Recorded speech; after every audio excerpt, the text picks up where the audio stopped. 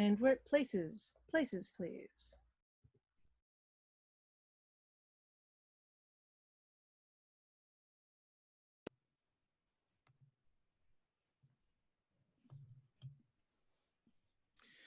I thought the king had more affected the Duke of Albany than Cornwall.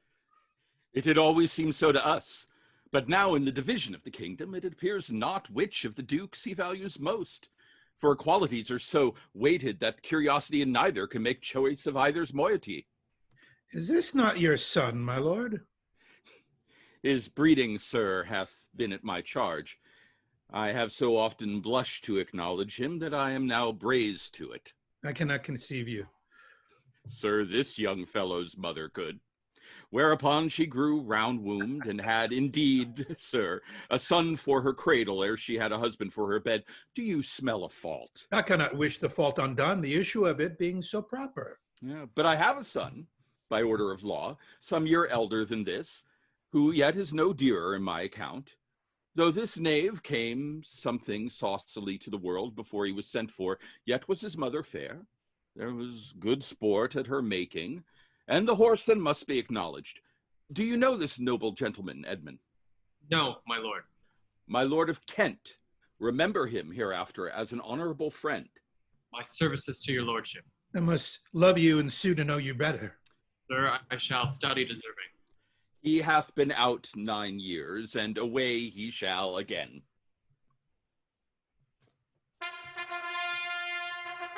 The king is coming. Attend the lords of France and Burgundy, Gloucester. I shall, my lord. Meantime, we shall express our darker purpose. Give me the map there. Know that we have divided in 3 our kingdom, and 'tis our fast intent to shake all cares and business from our age, conferring them on younger strengths, while we, unburdened, crawl toward death. Our son of Cornwall, and you are no less loving son of Albany.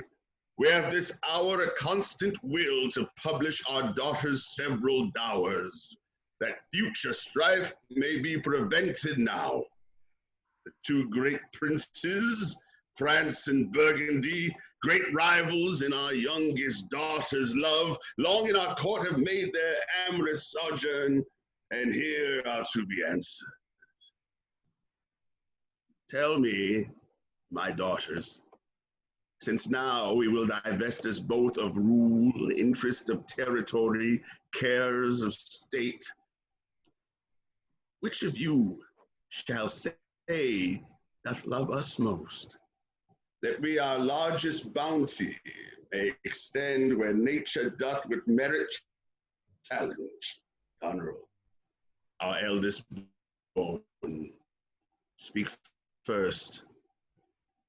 Sir, I love you more than word can wield the matter, dearer than eyesight, space, and liberty, beyond what can be valued rich or rare, no less than life with grace, health, beauty, honor, as much as child e'er loved or father found, a love that makes breath poor and speech unable, beyond all manner of so much.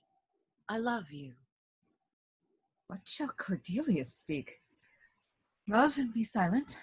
Of all these bounds, even from this line to this, with shadowy forests and with champagnes riched, with plenteous rivers and wide-skirted meads, we make thee lady. To thine and Albany's issue be this perpetual. What says our second daughter? Our dearest Regan, wife of Cornwall, speak. I am made of that self-metal as my sister, and prize me at her worth. In my true heart, I find she names my very deed of love, only she comes too short. Oh, that I profess myself an enemy to all other joys which the most precious square of sense possesses, and find I am alone facilitate in your dear highness's love.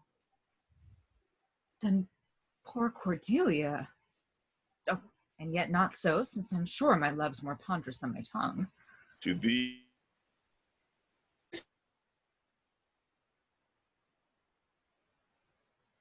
no less in space, validity, and pleasure than that conferred on Goneril.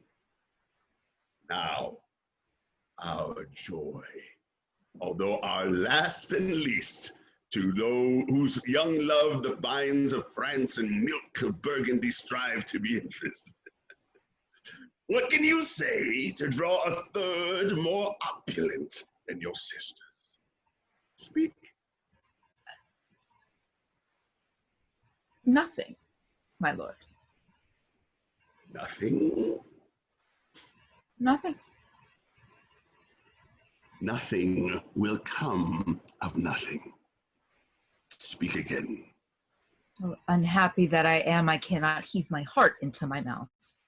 I love your majesty according to my bond, no more, no less. How, Cordelia? And your speech a little, lest you may mar your fortunes. Good, my lord, you have begot me, bred me, loved me. I return those duties back as a right fit, obey you, love you, and most honor you. Why have my sisters husbands if they say they love you all? Haply when I shall wed, that lord whose hand must take my plight shall carry half my love with him, half my care and duty. Sure, I shall never marry like my sisters to love my father all. What goes thy heart with this? Aye, my good lord. So young, and so untender. So young, my lord, and true. Let it be so. Thy truth, then, be thy dower. For by the sacred radiance of the sun, the mysteries of Hecate and the night, by all the operation of the orbs from whom we do exist and cease to be, here I disclaim all my paternal care, iniquity, and property of blood, and as a stranger to my heart and me, hold thee from this forever. The barbarous Scythian, or he that makes his generation messes to gorge his appetite, shall to my bosom be as well neighbored, pitied, and relieved as thou, my sometime daughter. Good, my liege. Peace, Kent! Come not between the dragon and his wrath. I loved her most, and thought to set my rest on her kind nursery. Hence and avoid my sight. So be my grave my peace, as here I give her father's heart from her. Call France, who stirs, call Burgundy, Cornwall, and Albany. With my two daughters' dowers digest a third. Let pride, which she calls plainness, marry her. I do invest you jointly with my power, preeminence, in all the large effects that troop with majesty. Ourself, by monthly course, with reservation of 100 nights, by you to be sustained, shall our abode make with you by due turn. Only we shall retain the name and the addition to a king, the sway, revenue, execution of the rest, beloved son, be yours, which to confirm this coronet part between you. Royal Lear, whom I've ever honored as my king, loved as my father, as my master followed, as my great patron, thought on in my prayers. The bow is bent and drawn, make from the shaft. Let it fall, rather, though the fork invade the region of my heart. Be Kent unmannerly when Lear is mad? What wouldst thou do, old man? Thinkest thou that duty shall have dread to speak when power to flattery bows? To plainness honors bound, when majesty falls to folly. Reserve thy state, and in thy best consideration check this hideous rashness. Answer my life, my judgment. Thy youngest daughter does not love thee least, nor are these empty-hearted, whose low sounds reverb no hollowness. Kent, on thy life no more. My life I never held but as a pawn to wage against thine enemies, nor fear to lose it, thy safety being motive. Out of my sight! See better, Lear, and let me remain the true blank of thine eye.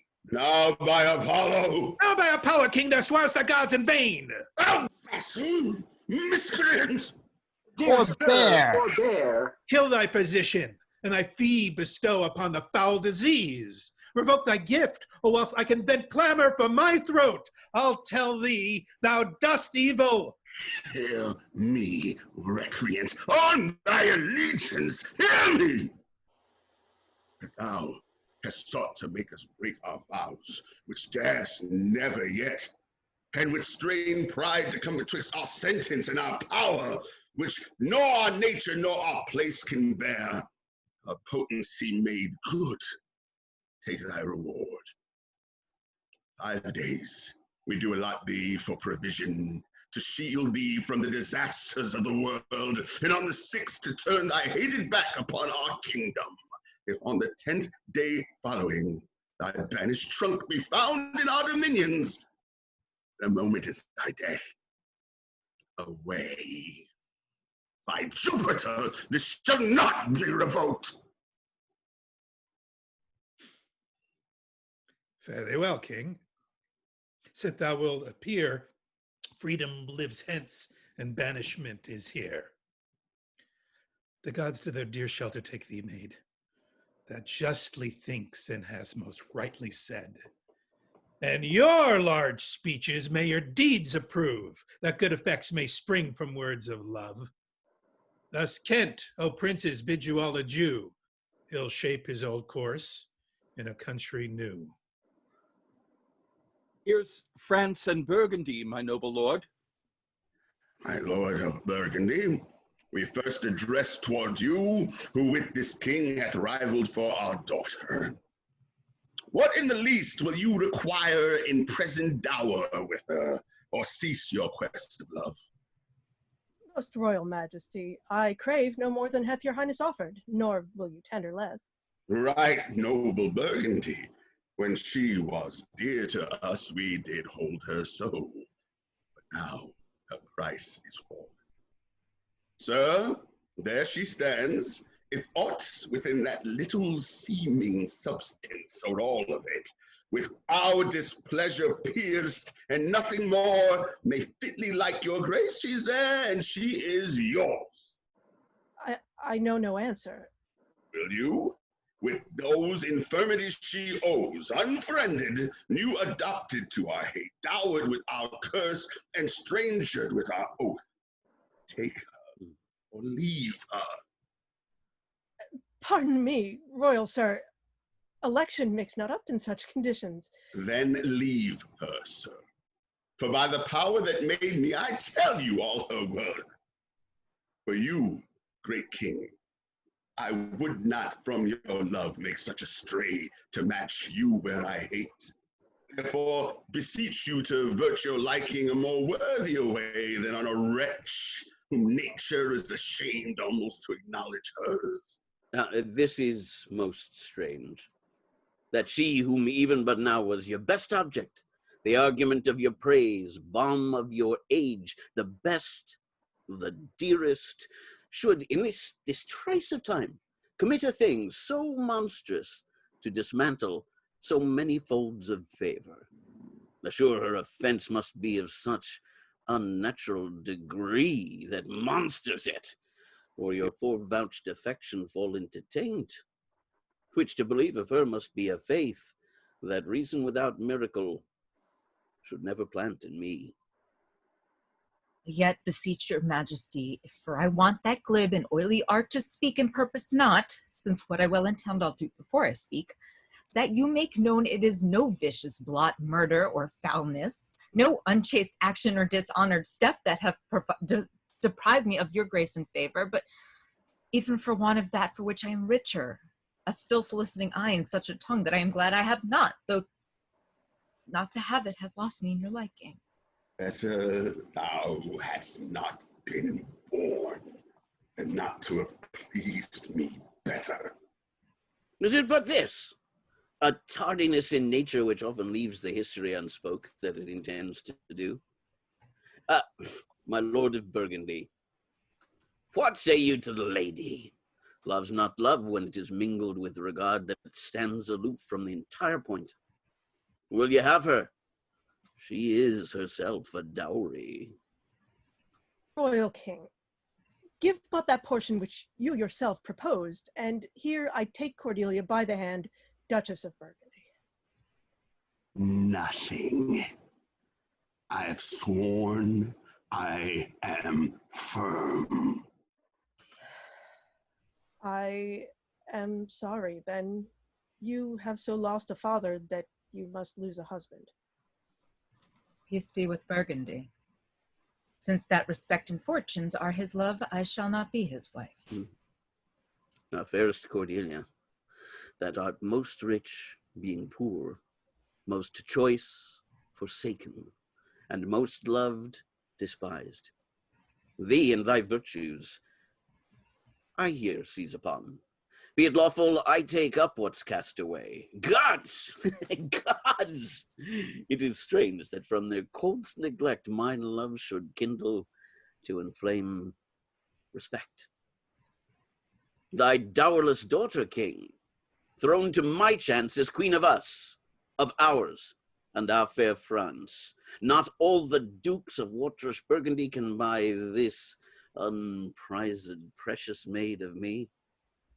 Bid them farewell, Cordelia. Though unkind, thou losest here a better way where to find. Thou hast her, France. Let her be thine. For we have no such daughter, nor shall ever see that face of hers again. Therefore be gone, without our grace, our love, our benison. Come, noble Burgundy. Bid farewell to your sisters. The jewels of our father. With washed eyes, Cordelia leaves you. I know what you are. And like a sister, am most loath to call your faults as they are named. Love well our father. To your professed bosoms I commit him. But yet, alas, stood I within his grace, I would prefer him to a better place. Farewell to you both. Prescribe not us our duty. Let your study be to content your lord, who hath received you at fortune's alms. You of obedience scanted, and well are worth the want that you have wanted. Well, time shall unfold what plighted cunning hides, who covers faults at last with shame derides. Come, Well, may you prosper. my fair Cordelia.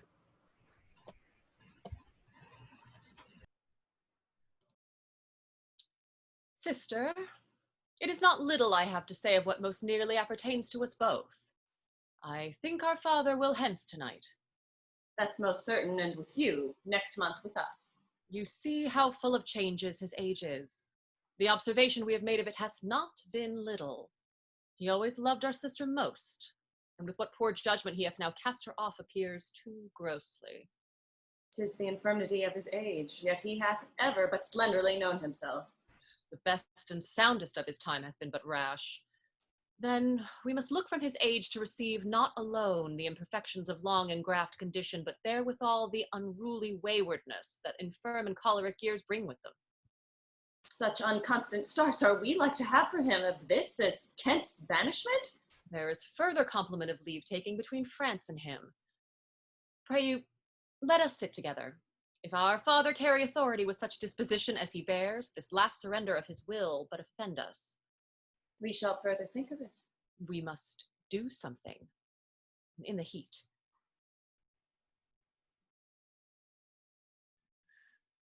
Thou, nature, art my goddess.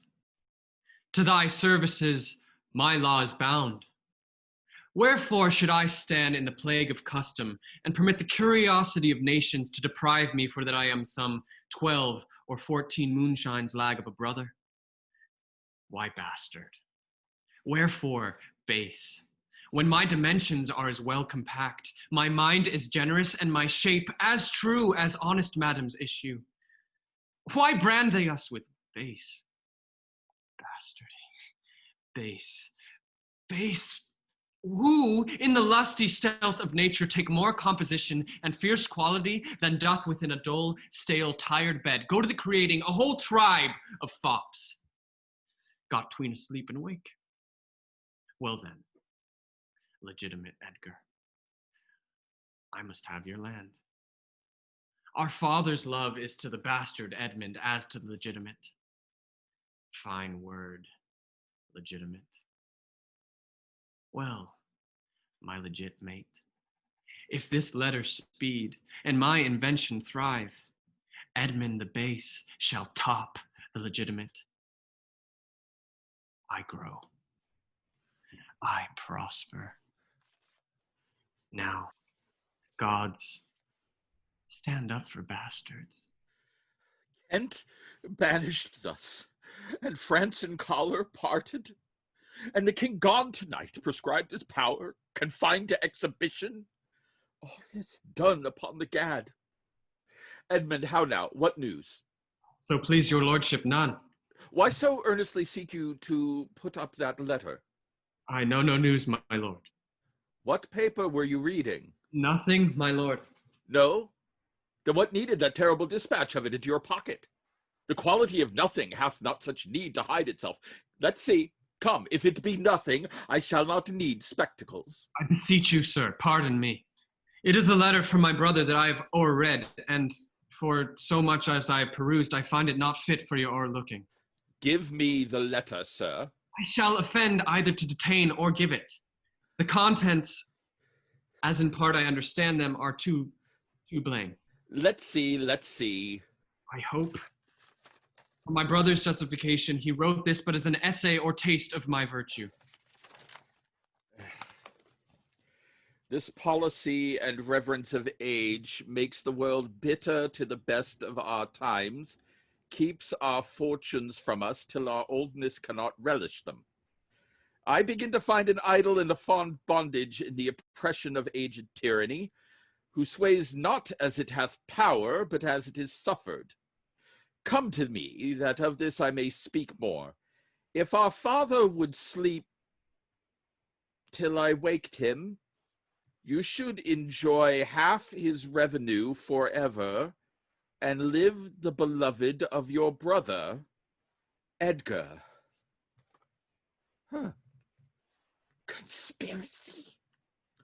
Sleep till I wake him? You should enjoy half his revenue? My son, Edgar? Had he a hand to write this? A heart and a brain to breed it in? When came you to this? Who brought it? It was not brought me, my lord. There's the cunning of it. I found it thrown in the casement of my closet. You know the character to be your brother's? If the matter were good, my lord, I durst swear it were his. But in respect of that, I would fair think it were not. It is his. It is in his hand, my lord, but I hope his heart is not in the contents. Has he never sounded you before in this business? Never, my lord. But I have heard him oft maintain that to be fit, that sons at perfect age and fathers declined, the father should be as a ward to the son, and the son manage his revenue. Oh, villain! Villain! His very opinion in the letter. Abhorred villain! Unnatural, detested, brutish villain! Worse than brutish! Go, sirrah! Seek him. I'll apprehend him. Abominable villain! Where is he? I do not know well, my lord. If it shall please you to suspend your indignation against my brother till you can derive from him better testimony of his intent, you should run a certain course, where if you violently proceed against him, mistaking his purpose, it would make a great gap in your own honor and shake in pieces his heart of his obedience. I dare pawn down my life for him, that he hath writ this to feel my affection to your honor, and to no other pretense of danger. Think you so? If your honor judge it meet, I will place you where you shall hear us confer of this, and by an auricular assurance have your satisfaction, and that without any further delay than this very evening. He cannot be such a monster. Nor is it not sure. To his father, that so tenderly and entirely loves him. Heaven and earth. Edmund, seek him out. Wind me into him, I pray you. Frame the business after your own wisdom. I would unstate myself to be in a due resolution. I will seek him, sir, presently. Convey the business as I shall find means, and acquaint you withal. These late eclipses in the sun and moon portend no good to us. Though the wisdom of nature can reason it thus and thus, yet nature finds itself scourged by the sequent effects. Love cools, Friendship falls off, brothers divide, in cities mutinies, in countries discord, in palaces treason, and the bond cracked twixt son and father. This villain of mine comes under the prediction. There's son against father. The king falls from bias of nature. There's father against child. We have seen the best of our time. Machinations, hollowness, treachery, and all ruinous disorders follow us disquietly to our graves. Find out this villain, Edmund. It shall lose thee nothing. Do it carefully. And the noble and true-hearted Kent banished. His offense, honesty. 'Tis strange. This is the excellent foppery of the world. That when we are sick in fortune, often the surfates of our own behavior, we make guilty of our disasters the sun, the moon, and the stars, as if we were villains on necessity, fools by heavenly compulsion, knaves, thieves, and treacherous by spherical predominance, drunkards, liars, and adulterers by an enforced obedience of planetary influence, and all that we are evil in by a divine thrusting on. An admirable evasion of whoremaster man to lay his goatish disposition on the charge of a star. My father compounded with my mother under the dragon's tail, and my nativity was under Ursa Major, so that it follows I am lecherous and rough. But I should have been that I am had the maidenliest star in the firmament twinkled on my bastardizing. Edgar and Pat, here he comes. Like the catastrophe of the old comedy, my cue is villainous melancholy, with a sigh like Tom o' Bedlam. Oh, these eclipses do portend these divisions! Fa sol la mi. Oh, now, Brother Edmund, what serious contemplation are you in? Oh, I am thinking, brother, of a prediction I read this other day. What should follow these eclipses? Do you busy yourself with that? I promise you, the effects he writes of succeed unhappily, as of unnaturalness between the child and parent, death, dearth, dissolutions of ancient amenities, divisions in state, menaces and maledictions against kings and nobles, needless diffidences, banishment of friends, dissipation of cohorts, nuptial breaches, and I know not what else. How long have you been a sectary astronomical? Come. When saw you last, my father? The night gone by? Spake you with him? Aye, 2 hours together. Parted you in good terms? Found you no displeasure in him by word nor countenance? None at all. Bethink yourself wherein you may have offended him, and at my entreaty forbear his presence until some little time hath qualified the heat of his displeasure, which at this instant so rageth in him that with the mischief of your person it would scarcely allay. Some villain hath done me wrong. That's my fear. I pray you, have a continent forbearance till the speed of his rage go slower, and, as I say, retire with me to my lodging, from whence I will fitly bring you to hear my lord speak.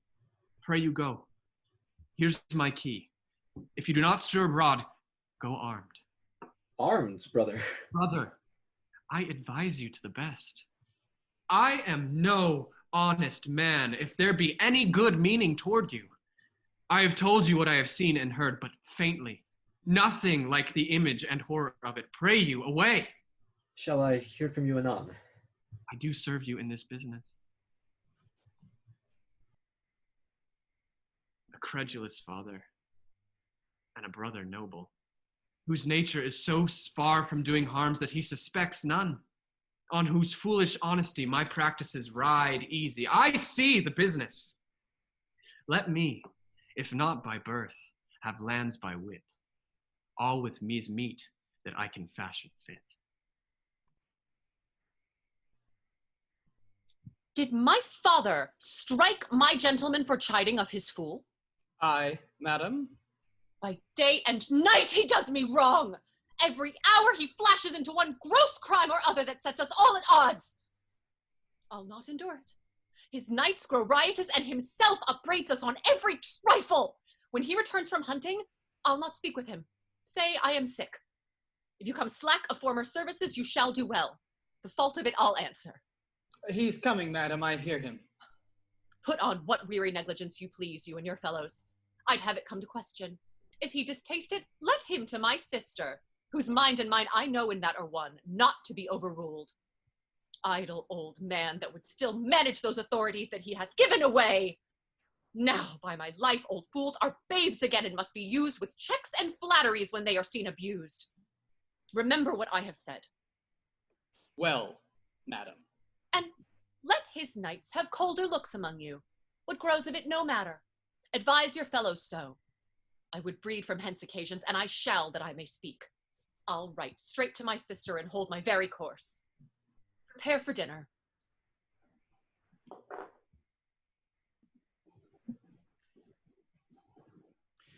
If but as well I other accents borrow, and can my speech diffuse. My good intent may carry itself through to the full issue for which I raised my likeness. Now, banished Kent. If thou canst serve while thou dost stand condemned, so may it come thy master, whom thou lovest, may find thee full of labors.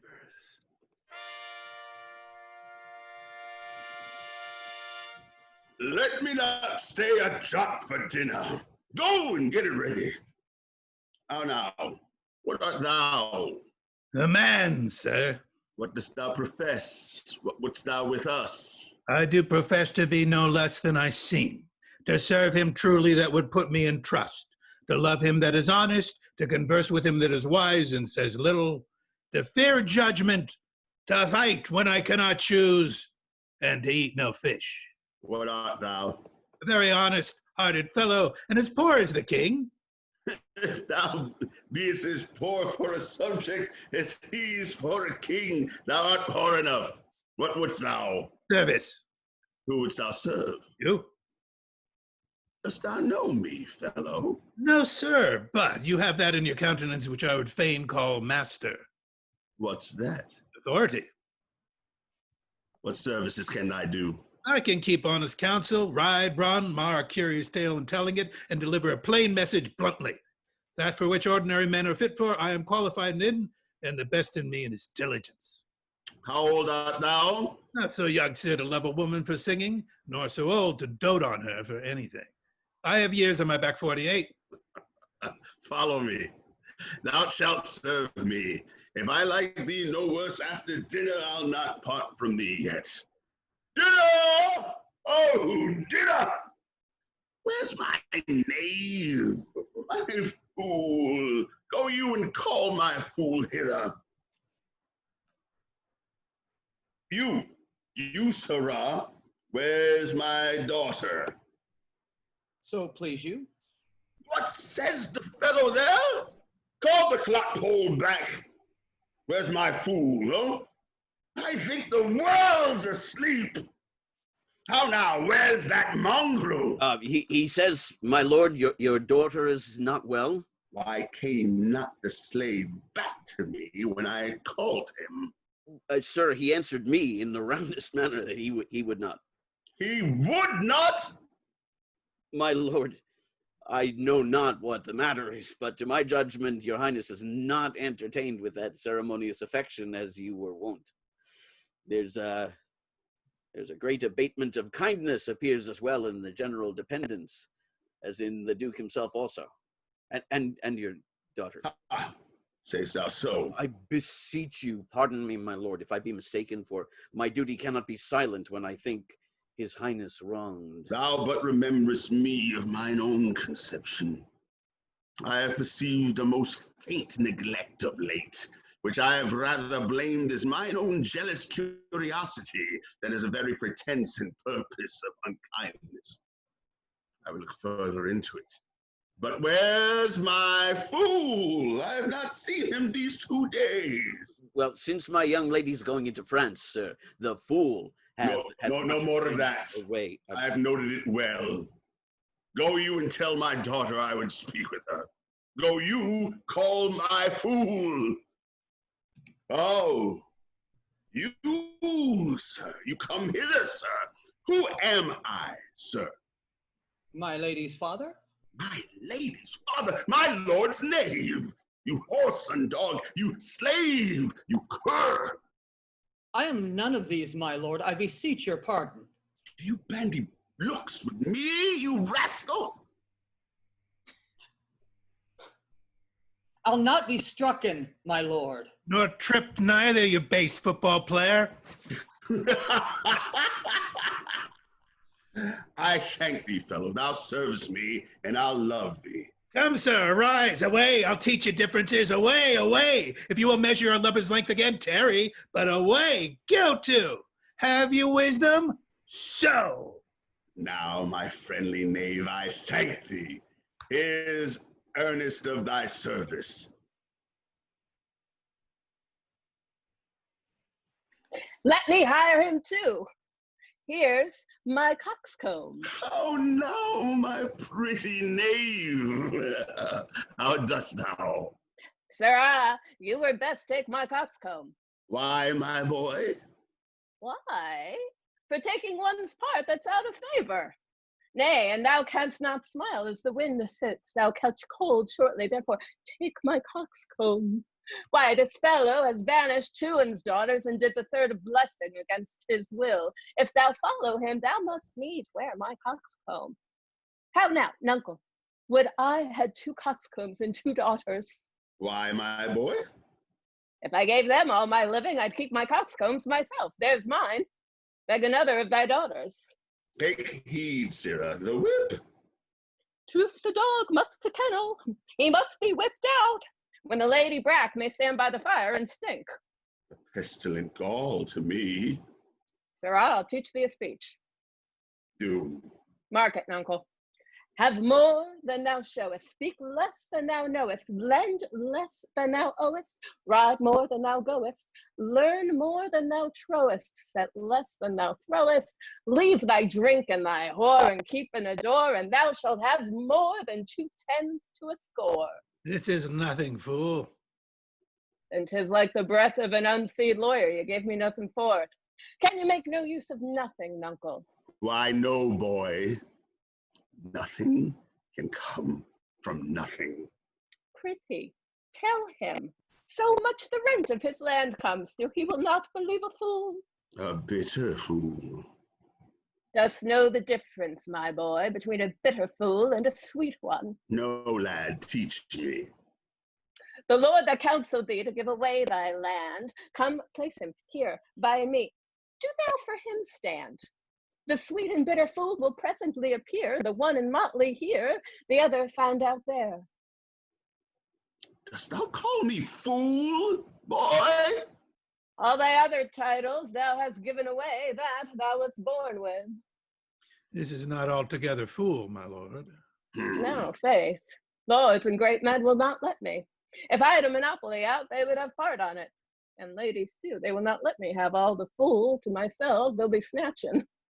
Nuncle, give me an egg and I'll give thee 2 crowns. What 2 crowns shall they be? Why, after I have cut the egg in the middle and eat up the meat, the 2 crowns of the egg. When thou clovest thy crown in the middle and gavest away both parts, thou'st borne thine ass on thy back over the dirt.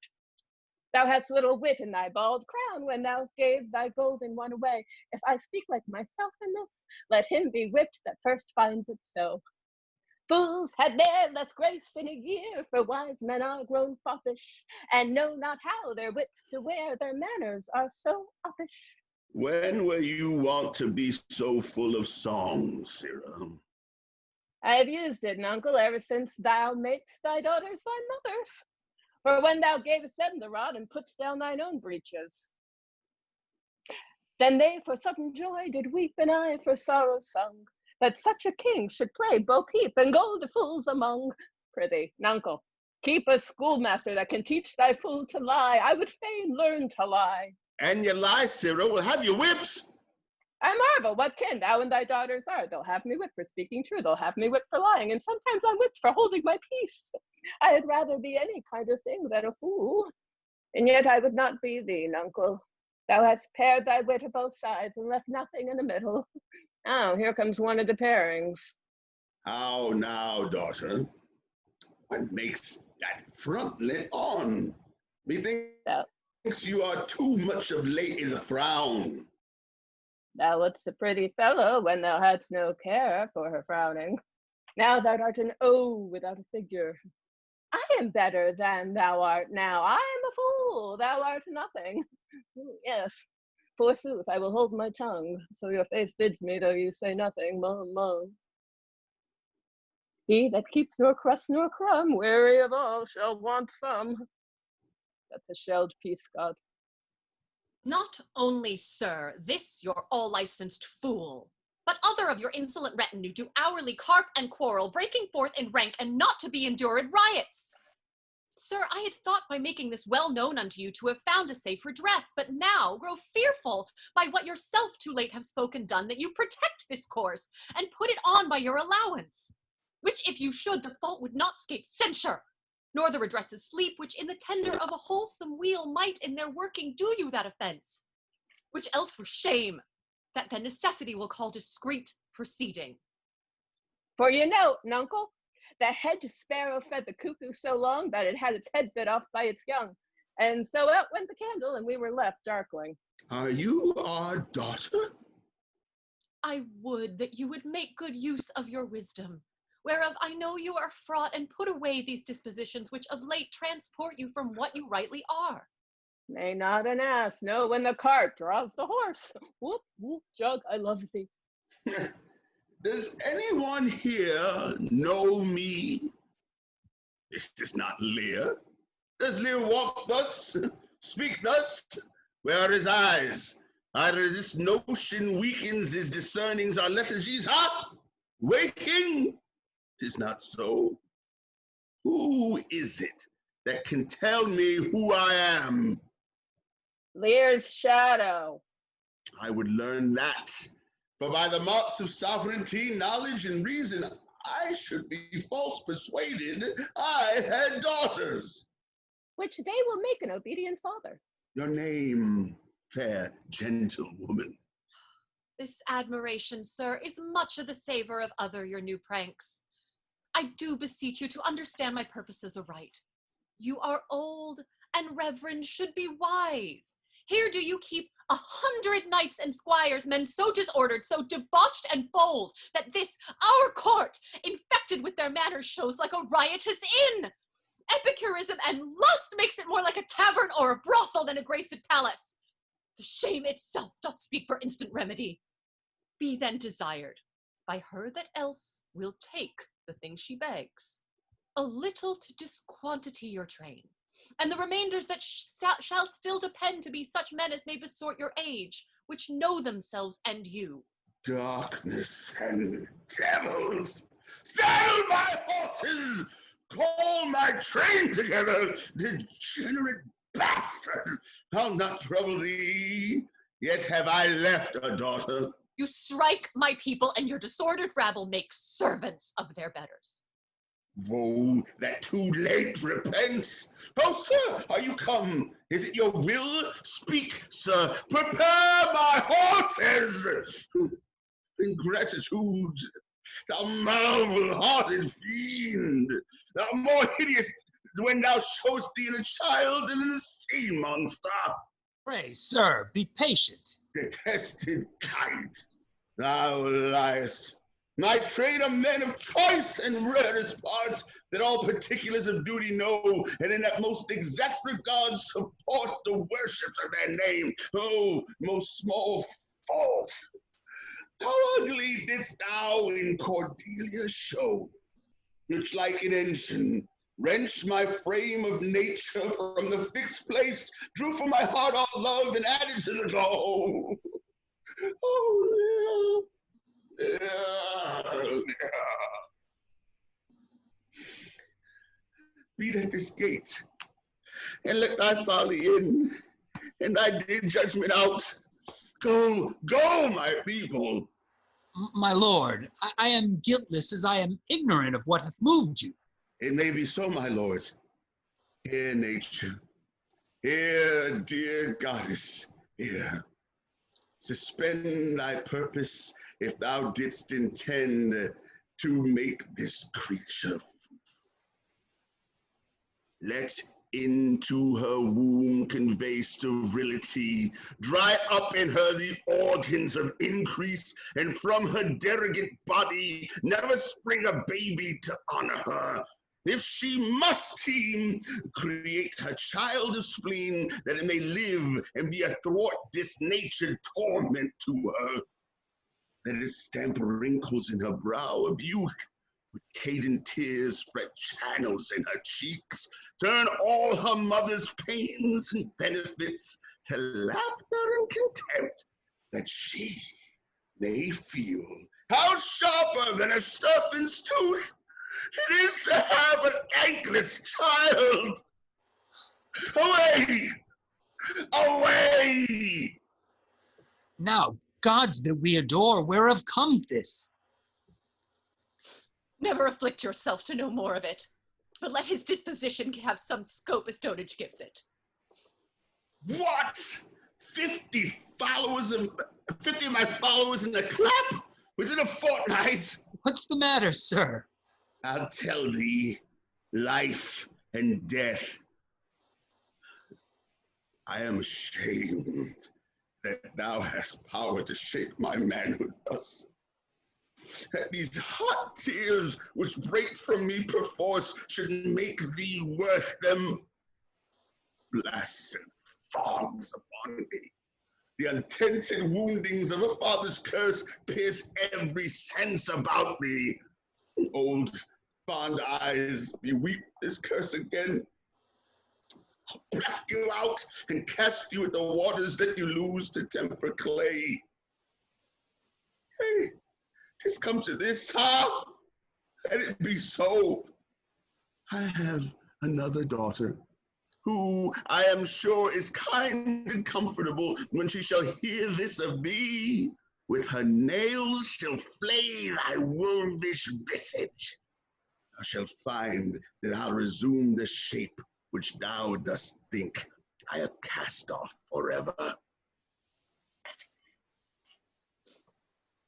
Do you mark that? I cannot be so partial, Goneril, to the great love I bear you. Pray you content. What, Oswald, ho? You, sir, more knave than fool, after your master! Nuncle Lear, tarry, take the fool with thee. A fox when one has caught her, and such a daughter should sure to the slaughter. If my cap would buy a halter, so the fool follows after. This man hath had good counsel 100 nights. 'Tis politic and safe to let him keep at point 100 nights. Yes, that on every dream, each buzz, each fancy, each complaint, dislike he may and guard his dotage with their powers and hold our lives in mercy. Oswald, I say! Well, you may fear too far. Safer than trust too far.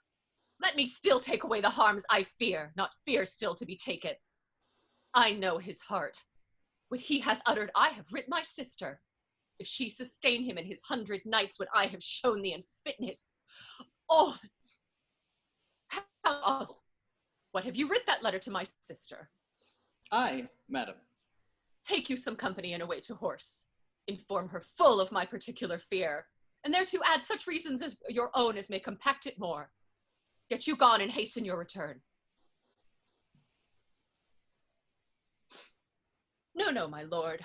This milky gentleness and course of yours, though I condemn not yet, under pardon, you are much more at task for want of wisdom than praised for harmful mildness. How far your eyes may pierce, I cannot tell. Striving to better, oft we mar what's well. Nay, then. Well, the event. Go you before to Gloucester with these letters. Acquaint my daughter no further with anything you know that comes from her demand out of the letter. If your diligence be not speedy, I shall be there before you. I will not sleep, my lord, until I have delivered your letter. If a man's brains were in his heels, were it not in danger of kibes? Aye, boy. Then I prithee be merry. Thy wit shall not go slipshod. Shalt see thy other daughter will use thee kindly. For though she's as like this as a crab's like an apple, yet I can tell what I can tell. What canst thou tell, boy? She will taste as like this as a crab does to a crab. Thou canst tell why one's nose stands in the middle of one's face. No. Why to keep one's eyes on either side of thy nose. That what a man cannot smell out, he may spy into. I did her wrong. Canst tell how an oyster makes his shell? No. Nor I neither. But I can tell why a snail has a house. Why? Why to put his head in, not to give it away to his daughters and leave his horns out without a case. I will forget my nature. So kind a father. Be my horses ready! Thy asses are gone about him. The reason why the 7 stars are no more than 7 is a pretty reason. Because they are not 8? Yes, indeed, that would make a good fool. To take again perforce. Monster in gratitude. If thou wert my fool, nuncle, I'd have thee beaten for being old before thy time. How's that? Thou shouldst not have been old till thou hadst been wise. Oh, let me not be mad. Not mad. Sweet heaven. Keep me in temper. I would not be mad. How now, are the horses ready? Ready, my lord. Come, boy. She that's a maid now and laughs at my departure shall not be a maid long unless things be cut shorter. Save thee, Curan. And you, sir, I've been with your father and given him notice that the Duke of Cornwall and Regan, his Duchess, will be here with him this night. How comes that? Hey, I know not. You've heard of the news abroad, I mean, the whispered ones, for they are yet but ear-kissing arguments. Not I. Pray you, what are they? Have you heard of no likely wars toward twixt the Dukes of Cornwall and Albany? Not a word. Ah, you may do then in time. Fare you well, sir. The Duke be here tonight? The better. Best. This weaves itself perforce into my business. My father hath set guard to take my brother, and I have one thing of queasy question which I must act. Briefness and fortune work. Brother, a word! Descend, brother, I say! My father watches o'er this place. Oh, sir, fly this place! Intelligence is given where you are hid. You have now the good advantage of the night. Have you not spoken against the Duke of Cornwall?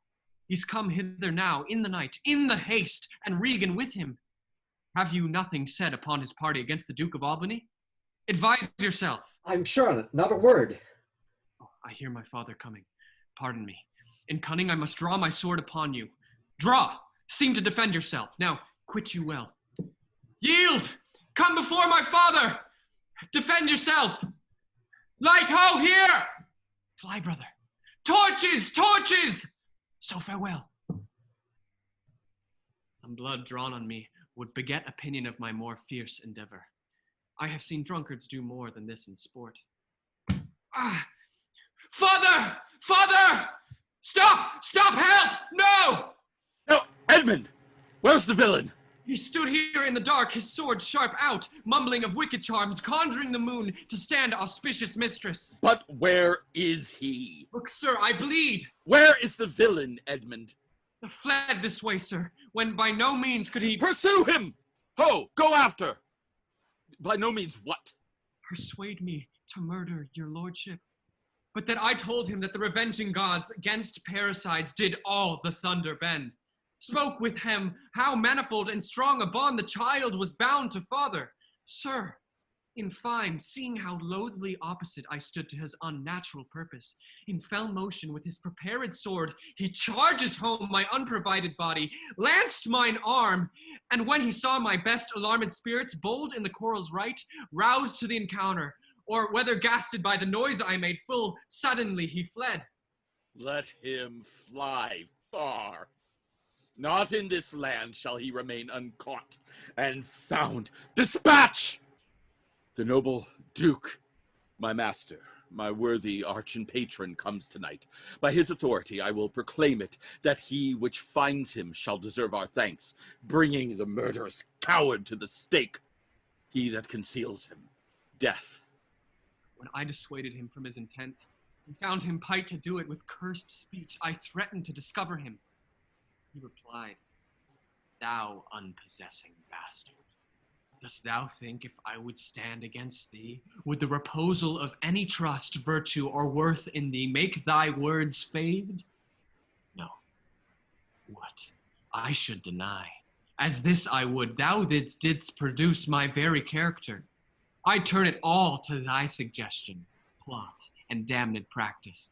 And thou must make a dullard of the world if they not thought the profits of my death were very pregnant and potential spurs to make thee seek it." Strange and fastened villain. Would he deny the letter, said he? I never got him. Hark, the Duke. I know not why he comes. All ports I'll bar. The villain shall not scape. The Duke must grant me that. Besides, his picture I'll send far and near, that all the kingdom may have due note of him.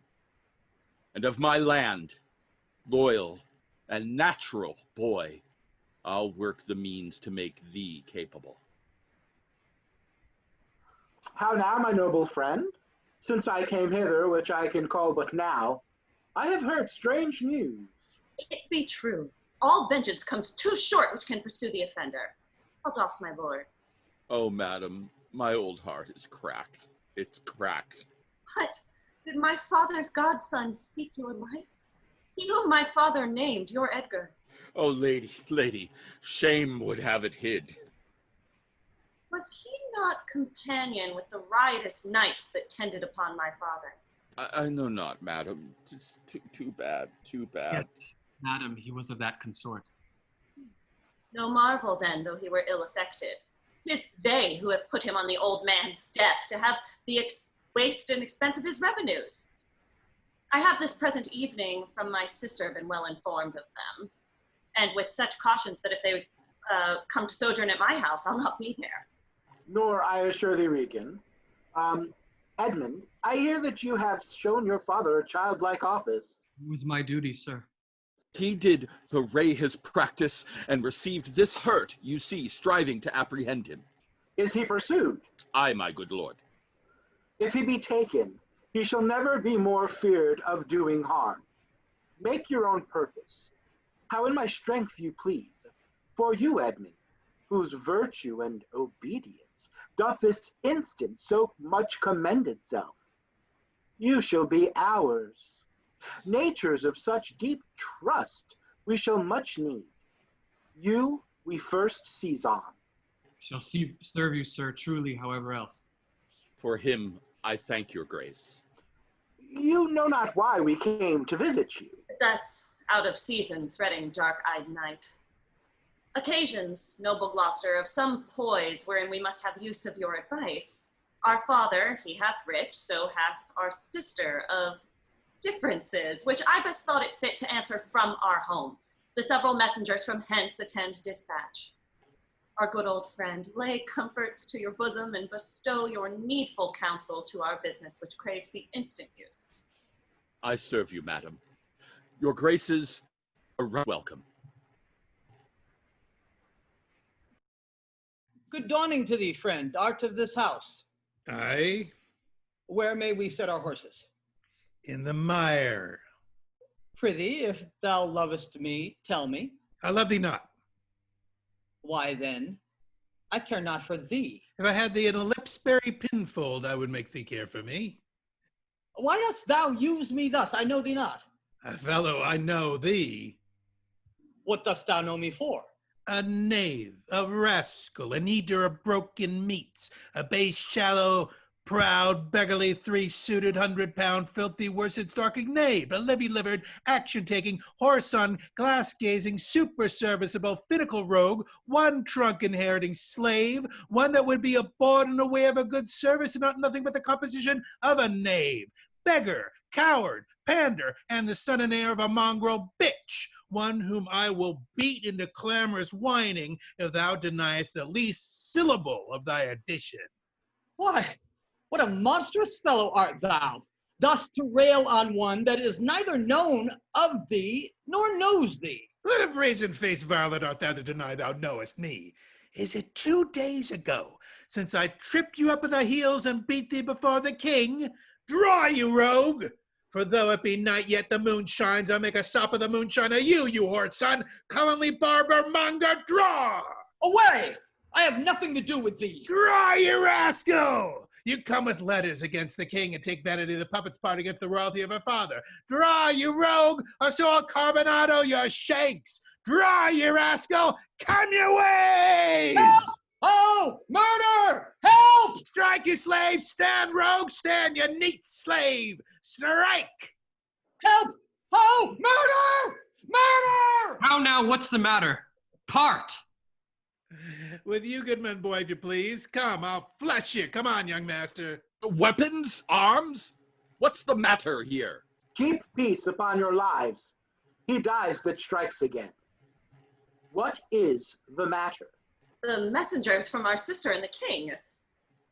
What is your difference? Speak.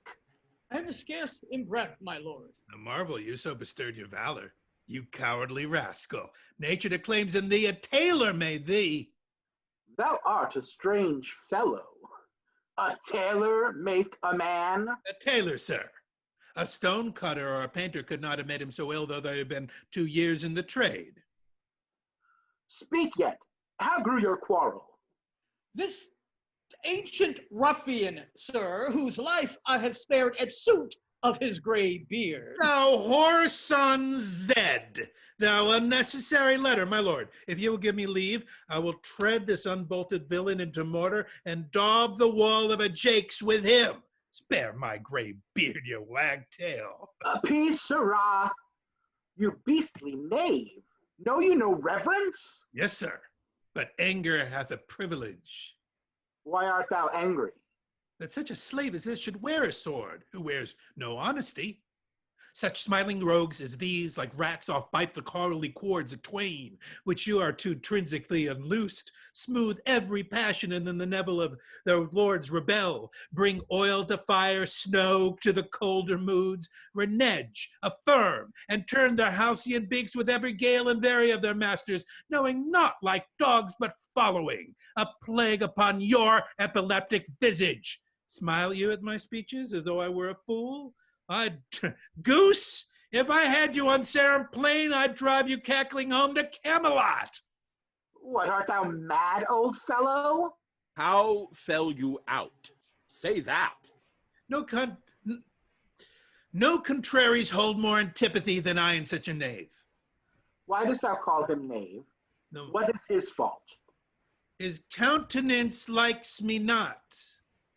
No more perchance does mine, nor his, nor hers. Sir, 'tis my occupation to be plain. I have seen better faces in my time than stands on any shoulder that I see before me at this instant. This is some fellow who, having been praised for bluntness, doth affect a saucy roughness, and constrains the garb quite from his nature. He cannot flatter, he. In honest mind and plain, he must speak truth, and they will take it. So, if he's not, he's plain. These kind of knaves I know, which in this plainness harbor more craft and more corrupter ends than 20 silly ducking observants that stretch their duties nicely. Sir, in good faith, in sincere verity, under the allowance of your great aspect, whose influence, like the wealth of radiant fire on flickering Phoebus's front. What means by this? To go out of my dialect, which you discommand so much. I know, sir, I am no flatterer. He that beguiled you in a plain accent was a plain knave, which for my part I will not be, though I should win your displeasure to entreat me to it.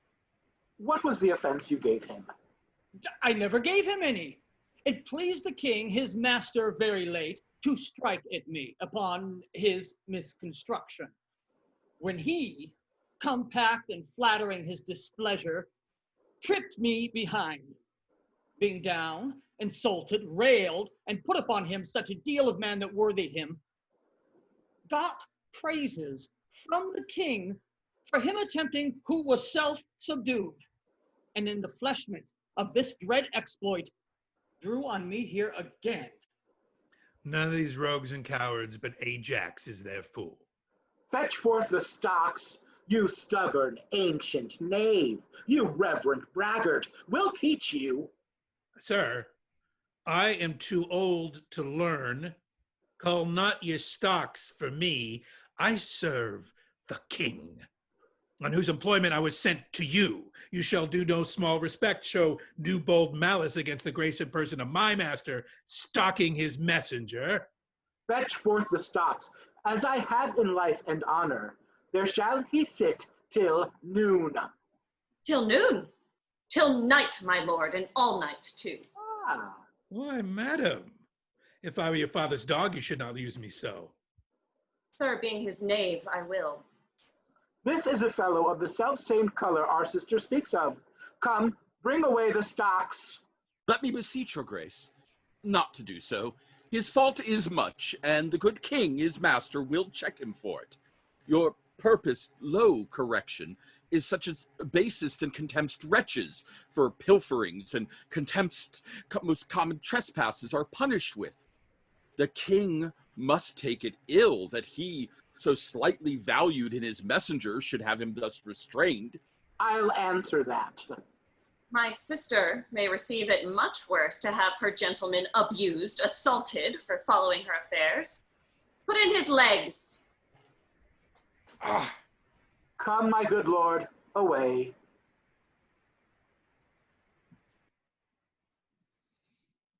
I'm sorry for thee, friend. 'Tis the Duke's pleasure, whose disposition all the world knows will not be rubbed nor stopped. I'll entreat for thee. Pray, do not, sir. I have watched and traveled hard. Sometime I shall sleep out, the rest I'll whistle. Good men's fortune may grow out at heels. Give you good morrow. The Duke's to blame in this. 'Twill be ill taken. Good king, that must approve the common saw. Thou out of heaven's benediction comes to the warm sun. Approach, thou beacon of the underglobe, that by thy comfortable beams I may peruse this letter. Nothing almost seems miracles but misery. I know 'tis from Cordelia, who hath most fortunately been informed of my obscured course, and shall find time from this enormous state, seeking to give losses their remedies. All weary and overwatched takes vantage, heavy eyes, not to behold this shameful lodging. Fortune, good night. Smile once more. Turn thy wheel. I heard myself proclaimed, and by the happy hollow of a tree escaped the hunt. No port is free, no place that guard and most unusual vigilance does not attend my taking. Whiles I may escape, I will preserve myself, and am bethought to take the basest and most poorest shape that ever penury and contempt of man brought near to beast. My face I'll grime with filth, blanket my loins, elf all my hair in knots, and with presented nakedness outface the winds and persecutions of the sky. The country gives me proof and precedent of bedlam beggars, who with roaring voices strike in their numbers and mortified arms, pins, wooden pricks, nails, sprigs of rosemary. And with this horrible object from low farms, poor pelting villages, sheepcotes and mills, sometimes with lunatic bands, sometimes with prayers enforce their charity. Poor Turleygood. Poor Tom. That's something yet. Edgar, I nothing am. 'Tis strange that they should so depart from home and not send my messenger back. As I learned the night before, there was no purpose in them of this remove. Hail, hail, noble master. Huh? Makest thou this shame thy pastime? No, my lord. Oh, he wears cruel garters. Horses are tied by the heads, dogs and bears by the neck, monkeys by the loins, and men by the legs. When a man's o'er lusty at legs, then he wears wooden nether stocks. What's he that has so much thy place mistook to set thee here? It is both he and she, your son and daughter. No. Yeah. No, I say. I say yeah. By Jupiter, I swear no. By Juno, I swear aye. They durst not do it. They could not. They would not. 'Tis worse than murder to do upon respect such violent outrage. Resolve me with all modest haste which way thou mightst deserve, or they impose this usage coming from us. My lord, when at their home I did commend your highness's letter to them, ere I was risen from the place that showed my duty kneeling, came there a reeking post, stewed in his haste, half breathless, panting forth from Goneril his mistress' salutations, delivered letters, spite of intermission, which presently they read, on whose contents they summed up their mighty, straight took horse, commanded me to follow and attend the leisure of their answer, gave me cold looks, and meeting here the other messenger, whose welcome I perceived had poisoned mine, being the very fellow which of late displayed so saucily against your highness, having more man than wit about me, drew. He raised the house with loud and coward cries. Your son and daughter found this trespass worth the shame which here it suffers. Winter's not gone yet if the wild geese fly that way. Fathers that wear rags do make their children blind, but fathers that bear bags shall see their children kind. Fortune, that errant whore, now turns the key to the poor. But for all this thou shalt have as many dolors for thy daughters as thou canst tell in a year. Oh, how this mother swells up toward my heart. Hysterical, passio down. How climbing sorrow. The elements below. Where is this daughter? With the earl, sir, here within. Follow me not. Stay here. Made you no offense but what you speak of? None. How chance the king comes with so small a number?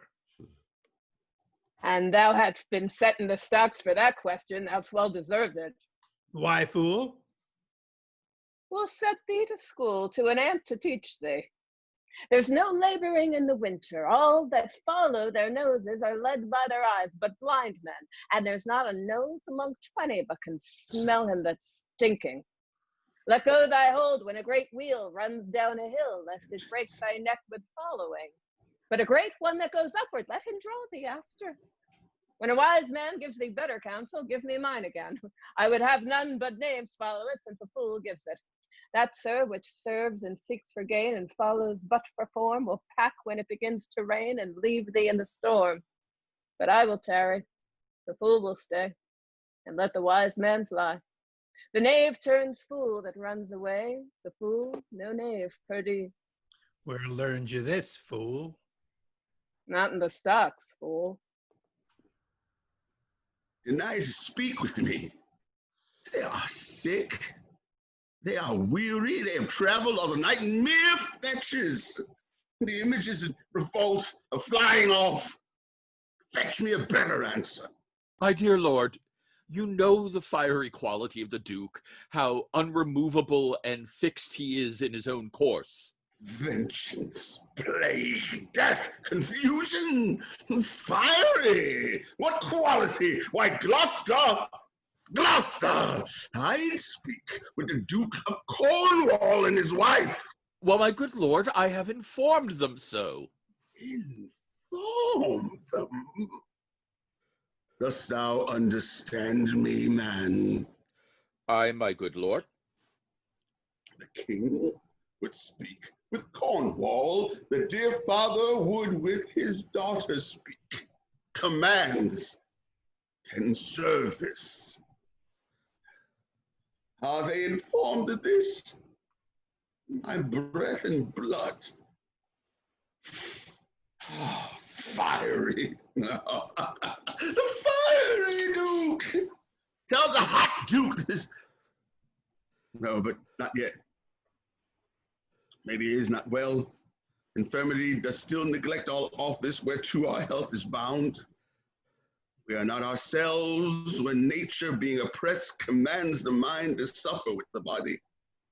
I'll forbear, and am fallen out with my more headier will to take the indisposed and sickly fit for the sound man. Death upon my state!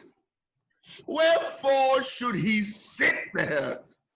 This act persuades me that this remotion of the Duke and her is practice only.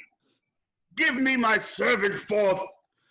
Go tell the Duke and his wife I'd speak with them. Now, presently, bid them come forth and hear me, or at their chamber door I'll beat the drum till it cries sleep to death. I would have all betwixt you. Me, my heart, my rising heart, down. Cry to it, nuncle, as the cockney did to the eels when she put him in the pace alive. She napped him on the coxcombs with a stick and cried, down, wantons, down. 'Twas her brother that in pure kindness to his horse buttered his hay. Good morrow to you both. Hail to your grace. I am glad to see your highness. Regan, I think you are. I know that reason I have to think so. If thou should not be glad, I would divorce me from thy mother's tomb, sepulchering an adulteress. Oh, are you free? Some other time for that. Beloved Regan, thy sister's not. Oh, Regan. She hath tied sharp tooth and kindness like a vulture. Dear, I can scarce speak to thee. Thou not believe with how depraved a quality. Oh, Regan. I pray you, sir, take patience. I have hope you less know how to value her desert than she to scant her duty.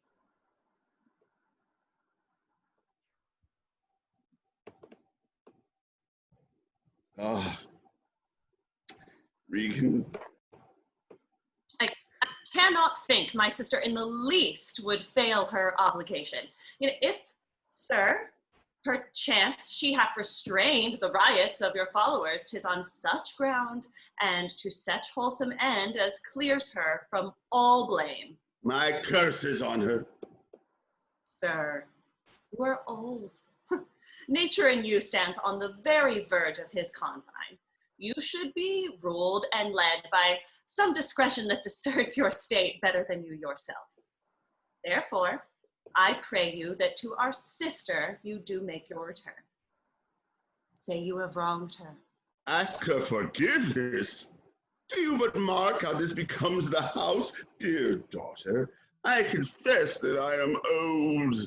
Age is unnecessary. On my knees I beg that you'll vouchsafe me raiment, bed, and food. Good sir, no more. These are unsightly tricks. Return you to my sister. Never, Regan. She hath abated me of half my train, looked black upon me, struck me with her tongue most serpent-like upon the very heart. All the stored vengeances of heaven fall on her ingrateful talk. Strike her young bones, you taking airs with lameness. Fie, sir, fie. You nimble lightnings, dart your blinding flames into her scornful eyes. Infect her beauty, you fen-struck fogs drawn by the powerful sun to fall and blister. Oh, the blessed gods! So will you wish on me when the rash mood is on? No, Regan. Thou shalt never have my curse. Thy tender, hefted nature should not give thee over to harshness. Her eyes are fierce, but thine do comfort and not burn. 'Tis not indeed to grudge my pleasures, to cut off my train, to bandy hasty words, to scant my sizes, and in conclusion, to oppose the bolt against my coming in. Thou better knowest the offices of nature, bond of childhood, effects of courtesy, dues of gratitude. Thy half of the kingdom hast thou not forgot, wherein I thee endowed. Good sir, to the purpose. Who put my man in the stocks? What trumpet's that? I know it's my sister's. This approves her letter that she would soon be here. Is your lady come? This is the slave whose easy borrowed pride dwells in the fickle grace of her he follows. Out, varlet, out from my sight! What means your grace? Who stopped my servant? Regan, I have good hope thou didst not know of it. Who comes here? Oh, heavens. If you do love old men, if your sweet sway allow obedience, if you yourselves are old, make it your cause. Send down and take my part. I'm not ashamed to look upon this beard.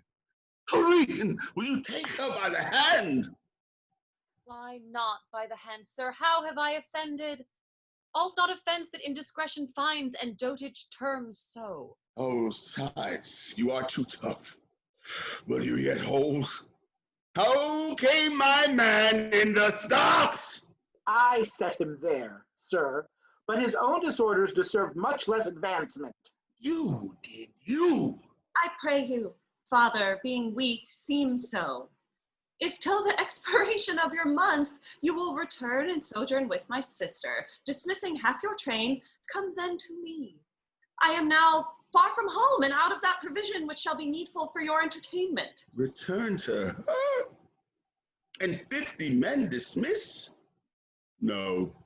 Rather, I abjure all roofs and choose to wage against the enmity of the air, to be comrade with the wolf and owl, necessity's sharp pinch. Return with her?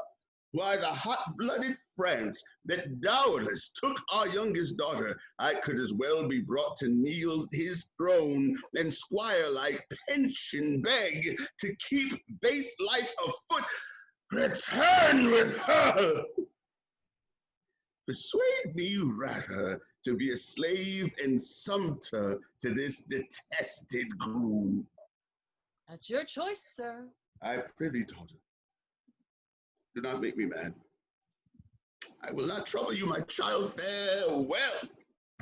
We'll no more meet, no more see one another. But yet thou art my flesh, my blood, my daughter. Or rather a disease that in my flesh, which I must need calls mine.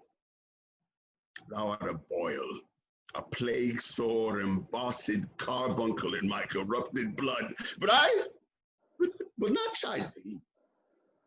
Let shame come when it will. I do not call it.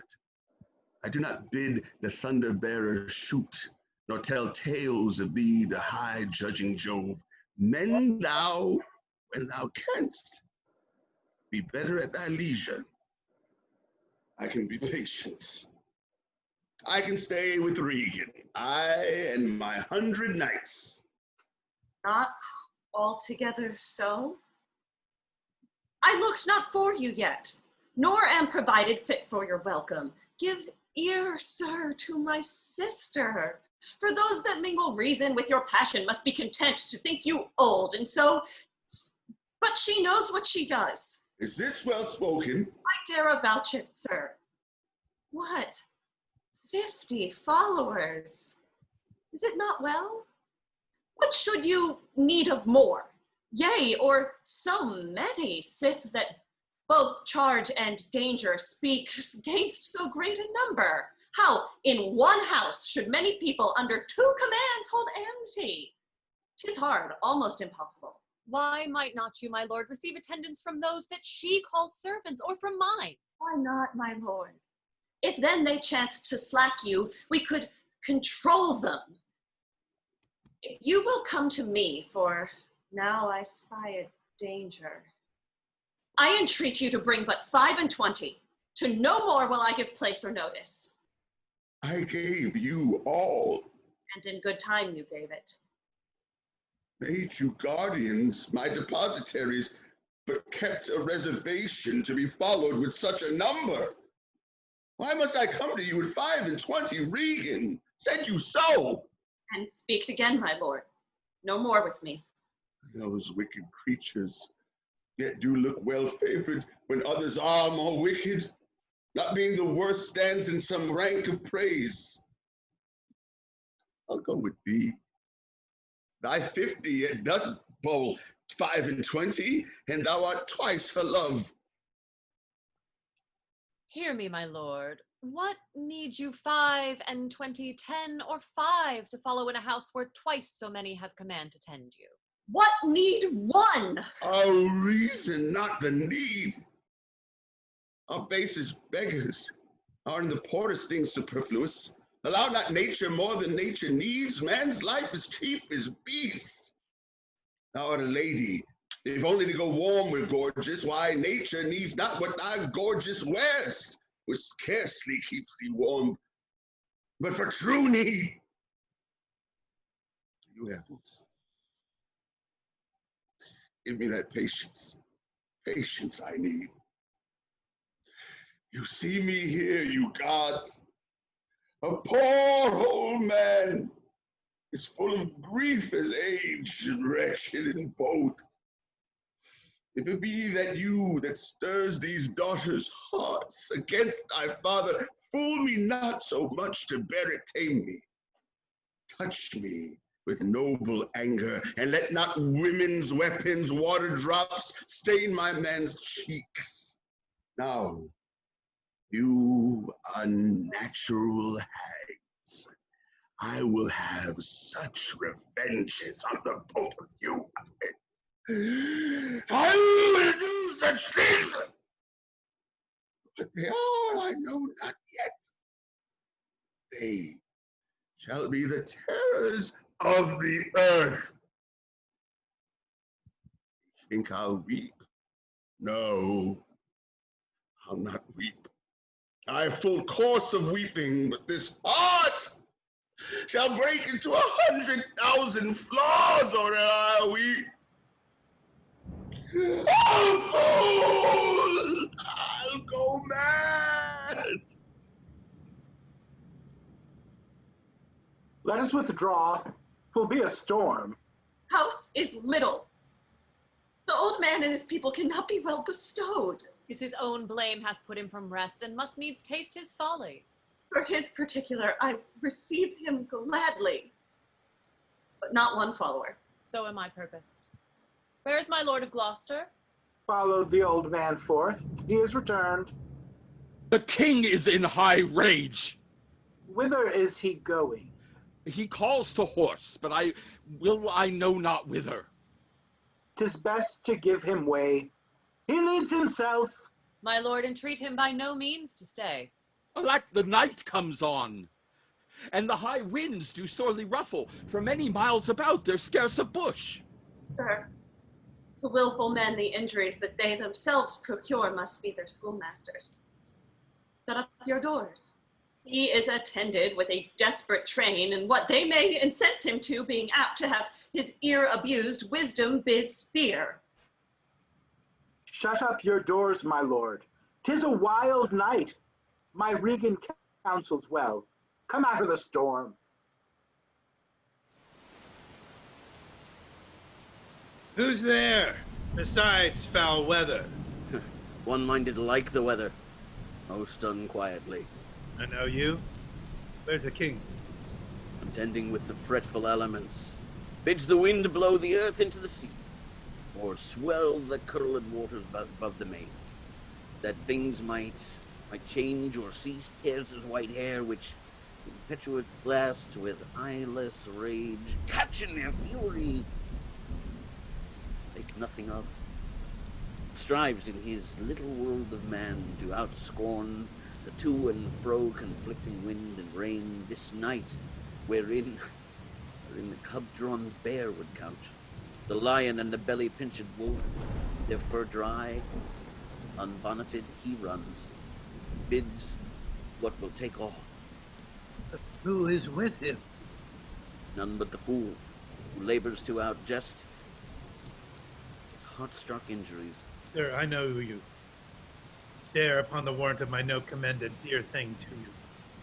There is division, although as yet the face of it is covered with mutual cunning betwixt Albany and Cornwall, who have, as who have not, in their great scars thrown at that eye, servants, who seem no less, which are to France spies and speculation, intelligence of ours.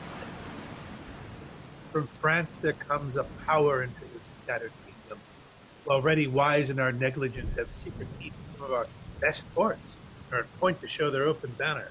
Now to you, if on my credit you dare build so far to make your speed to Dover, you shall find some that will thank you, making just report of our natural and bemadding sorrow the king hath caused to blame, but hath been seen either in snuffs or packings of the dukes, or the hard reign which both of them have borne against the old kind king. There's something deeper, or perchance thereof these are but furnishings. I am a gentleman of blood and breeding, and from some knowledge and assurance offer office to you. I will talk further with you. No, do not. For confirmation that I am much more than my outwall, open this purse and take what it contains. And you shall see Cordelia, but fear not that you shall. Show her this ring, and she will tell you who that fellow is that you do not yet know. Fly on the storm. I will go seek the king. Give me a hand. Have you no more to say? Few words, but to effect more than all yet, that when we have found the king in which your pain, this way, all this, he that first lights on him, holla the other.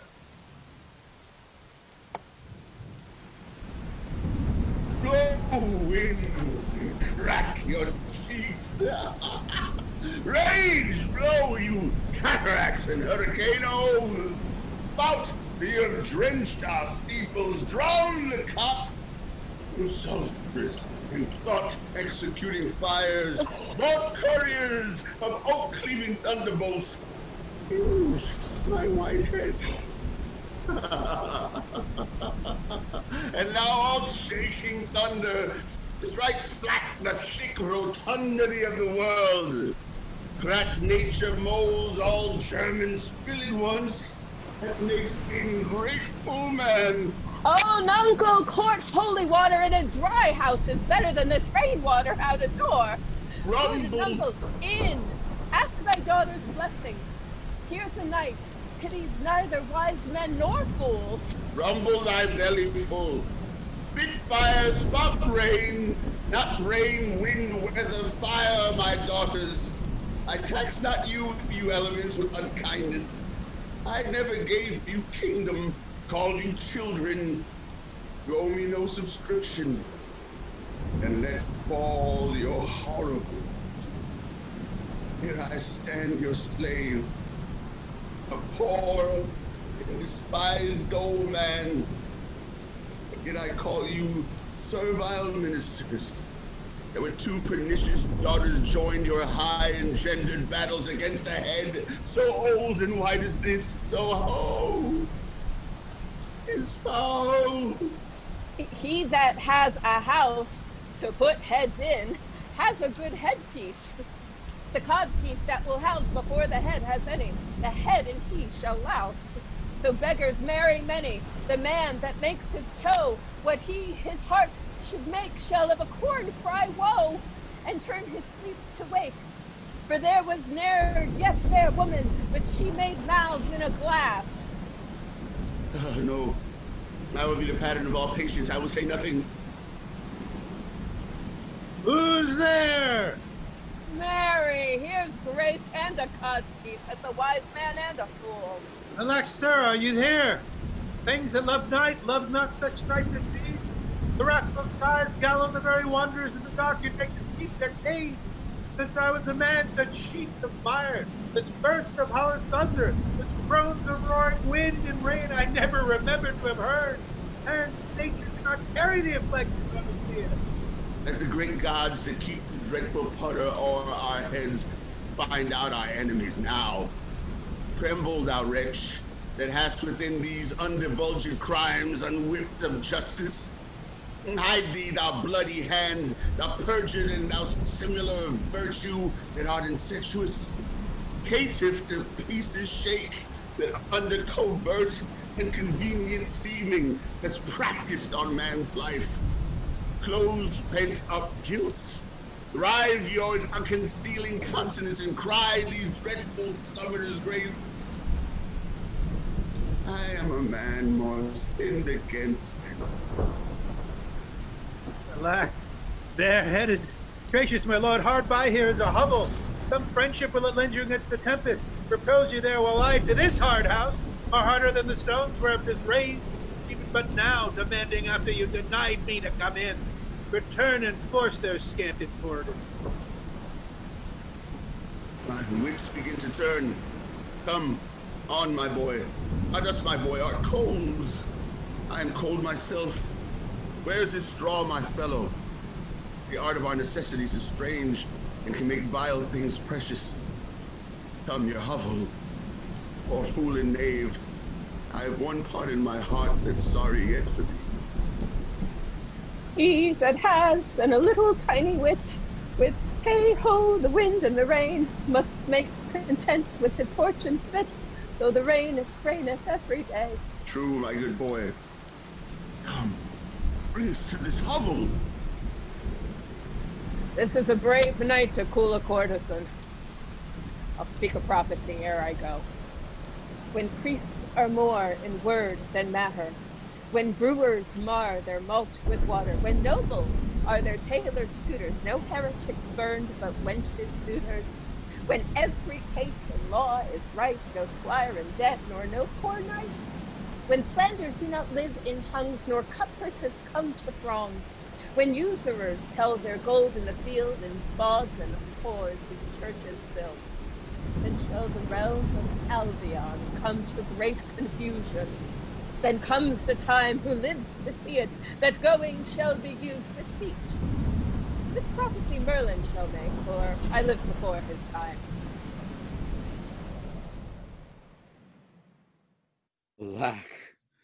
Alack, Edmund, I like not this unnatural dealing. When I desired their leave that I might pity him, they took from me the use of mine own house, charged me on pain of perpetual displeasure, neither to speak of him, entreat for him, or in any way sustain him. Most savage and unnatural. Go to, say you nothing. There is division between the dukes, and a worse matter than that. I have received a letter this night. 'Tis dangerous to be spoken. I have locked the letter in my closet. These injuries the king now bears will be revenged home. There's part of a power already footed. We must incline to the king. I will look him and privily relieve him. Go you and maintain talk with the duke, that my charity be not perceived. If he ask for me, I am ill and gone to bed. If I die for it, as no less is threatened me, the king, my old master, must be relieved. There is strange things toward, Edmund. Pray you, be careful. This courtesy forbid thee shall the duke instantly know, and of that letter too. This seems a fair deserving, and must draw me that which my father loses, no less than all. The younger rises when the old doth fall.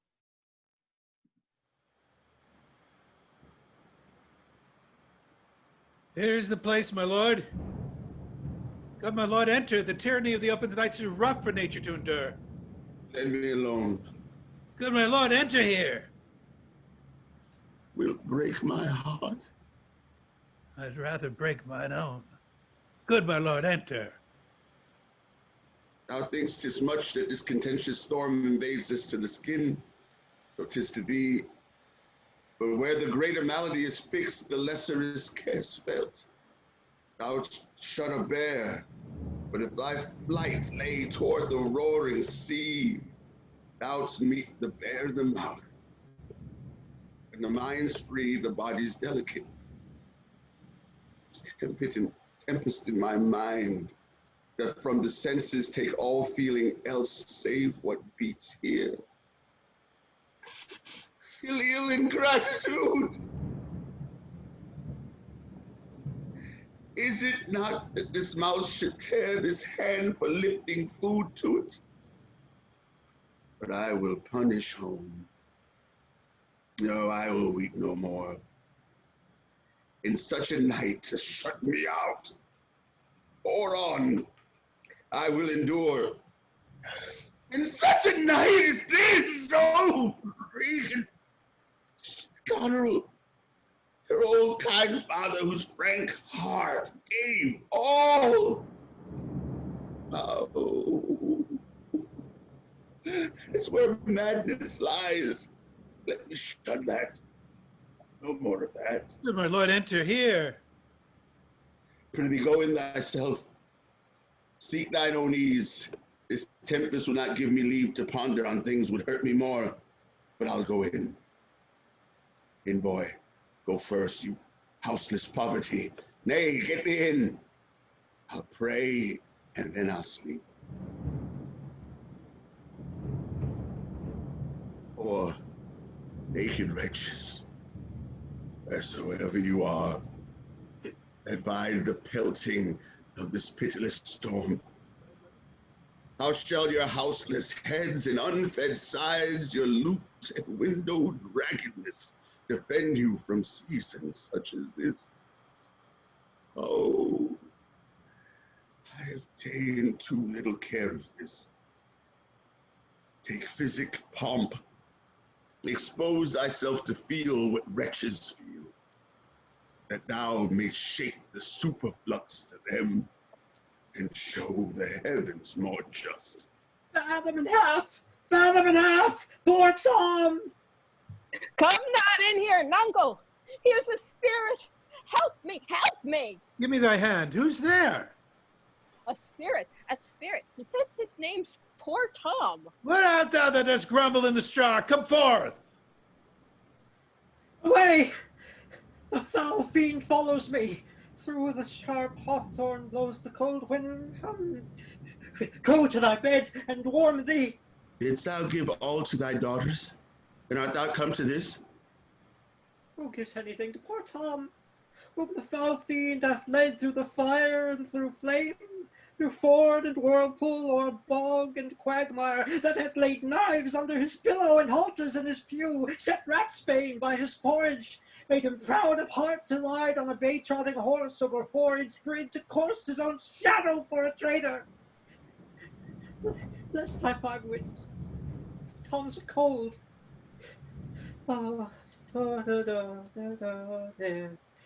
Bless thee from whirlwinds, star blasting, and taking.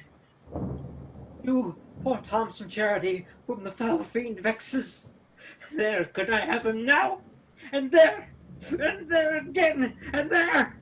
Has his daughters brought him to this pass? Couldst thou save nothing? Wouldst thou give them all? Nay, he reserved a blanket, else we had all been shamed. Now all the plagues that in the pendulous air hang fated, all men's faults lie on their daughters. He hath no daughters, sir. Death, traitor! Nothing could have subdued nature to such lowness but his unkind daughters. Is it the fashion that discarded fathers should have thus little mercy on their flesh? And judicious punishment, 'twas this flesh begot those pelican daughters. Pillicock sat on Pillicock Hill. Allo, allo, allo, allo. This cold night will turn us all to fools and madmen. Take heed of the foul fiend! Obey thy parents, keep thy words, justice, swear not, commit not with man's sworn spouse, set not thy sweetheart on prouder way. Tom's a cold.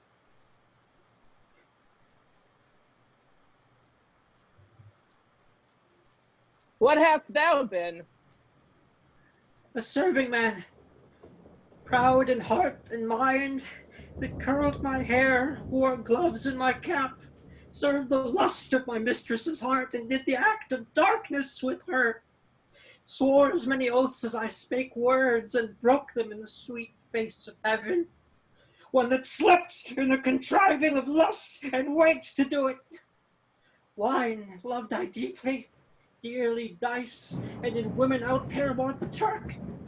False of heart, light of ear, bloody of hand, hog in sloth, fox in stealth, wolf in greediness, dog in madness, lion in prey. Let not the creaking of shoes nor the rustling of silks betray thy poor heart to woman.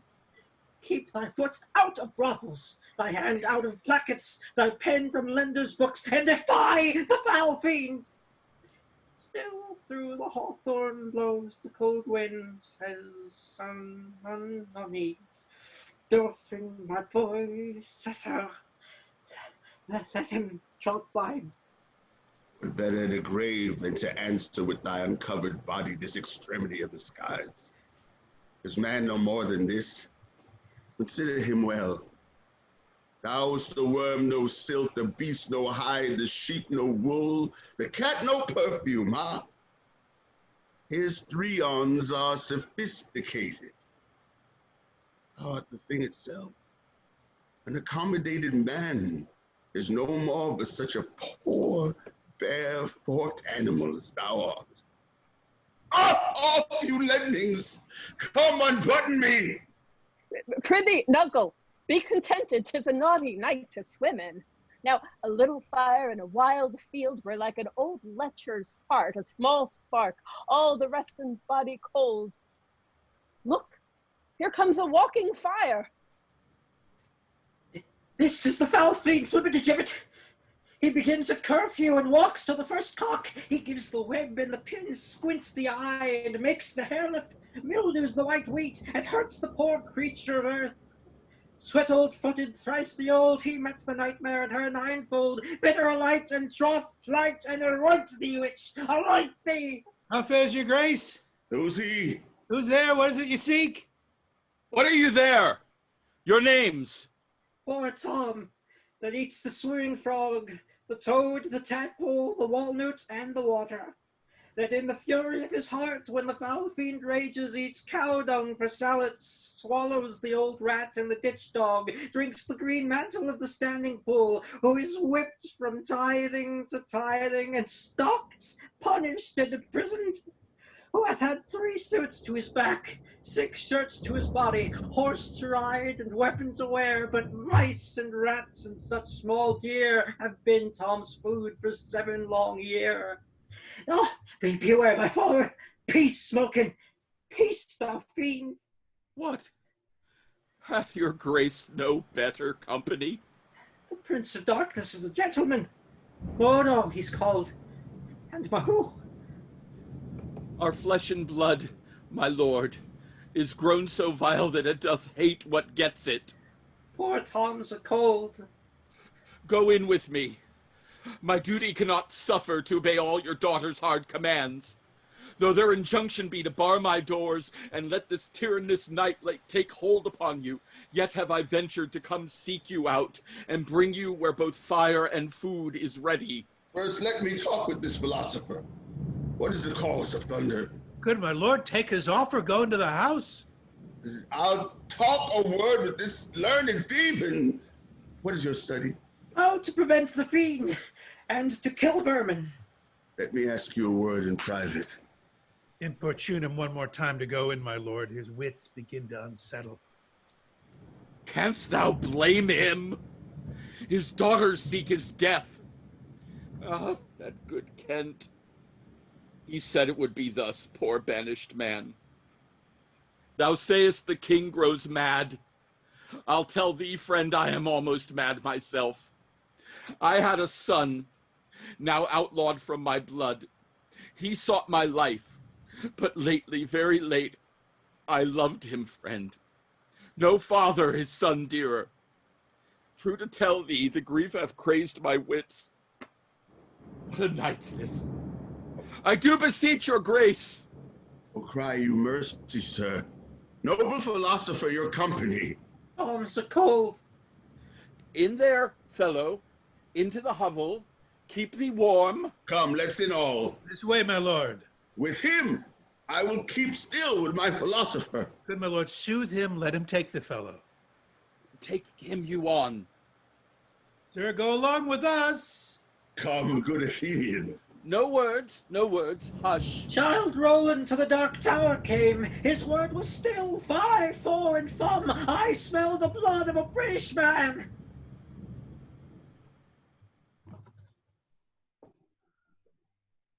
I will have my revenge ere I depart his house. How, my lord, I may be censured that nature thus gives way to my loyalty. Something to think of. I now perceive it was not altogether your brother's evil disposition made him seek his death, but a provoking merit set a work by a reprovable badness in himself. How malicious is my fortune that I must repent to be just. This is the letter he spoke of, which approves him an intelligent party to the advantages of France. Oh heavens, that this treason were not, or I not, the detector. Go with me to the Duchess. If the matter of this paper be certain, you have mighty business in hand. True or false? It hath made thee Earl of Gloucester. Seek out where thy father is, that he may be ready for our apprehension. If I find him comforting the king, it will stuff his suspicion more fully. I will persevere in my course of loyalty, though the conflict be sore between that and my blood. I will lay trust upon thee, and thou shalt find a dearer father in my love.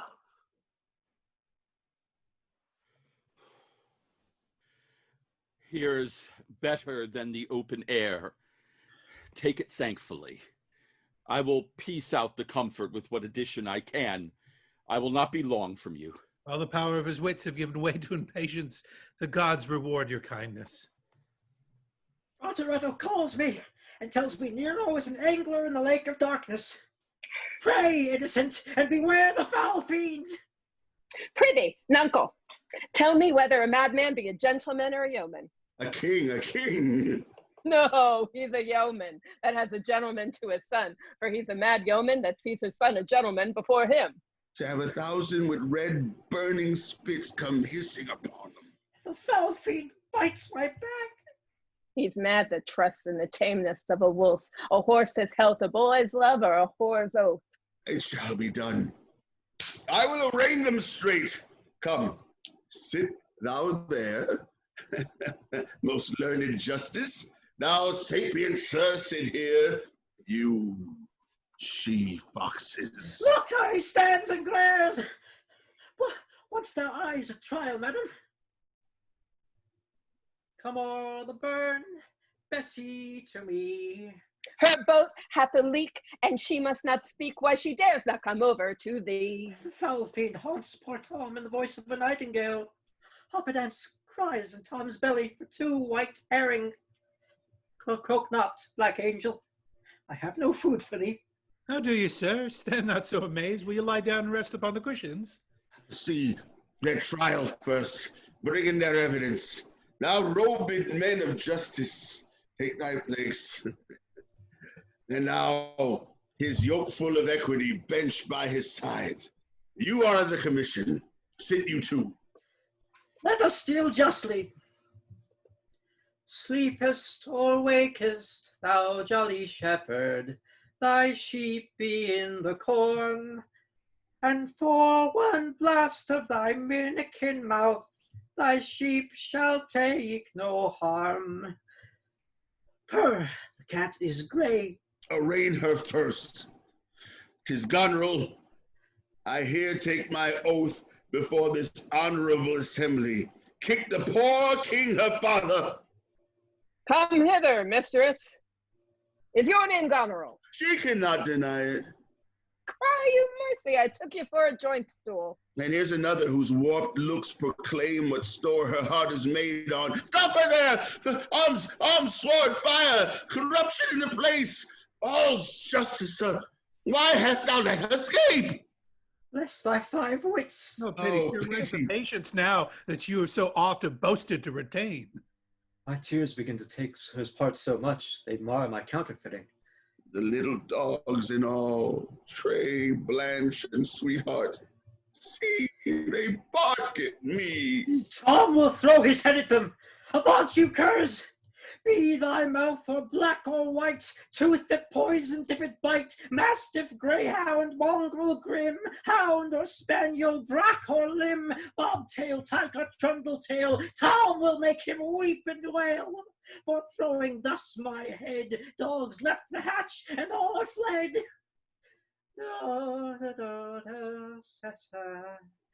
Come, march to wakes and fairs and market towns. Poor Tom, my horn is dry. Then let them anatomize Regan.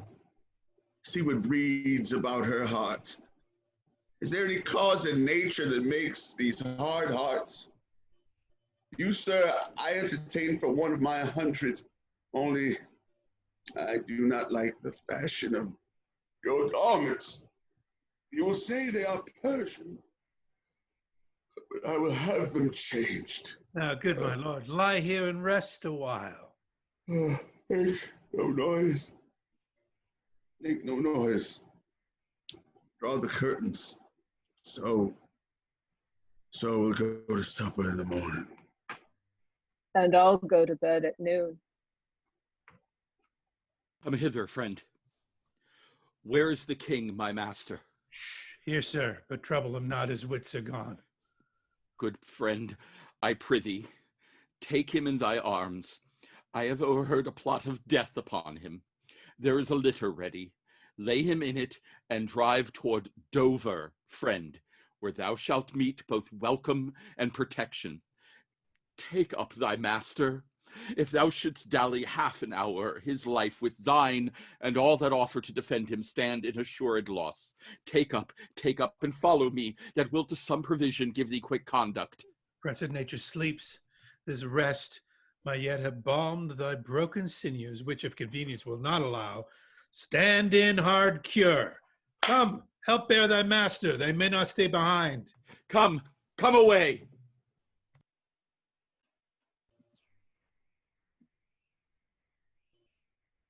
When we our betters see bearing our woes, we scarcely think our miseries our foes.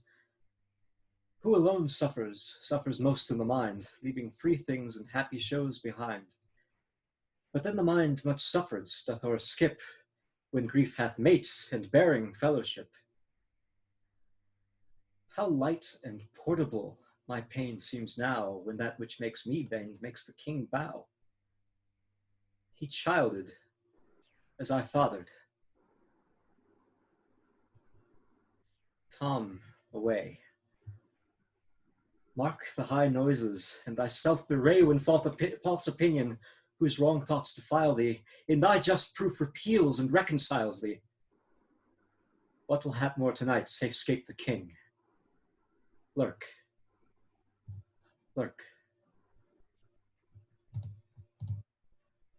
Post speedily to my lord your husband. Show him this letter. The army of France has landed. Seek out the traitor Gloucester. Hang him instantly. Pluck out his eyes. Leave him to my displeasure. Edmund, keep you our sister company. The revenges we are bound to take upon the traitorous father are not fit for your beholding. Advise the Duke where you are going.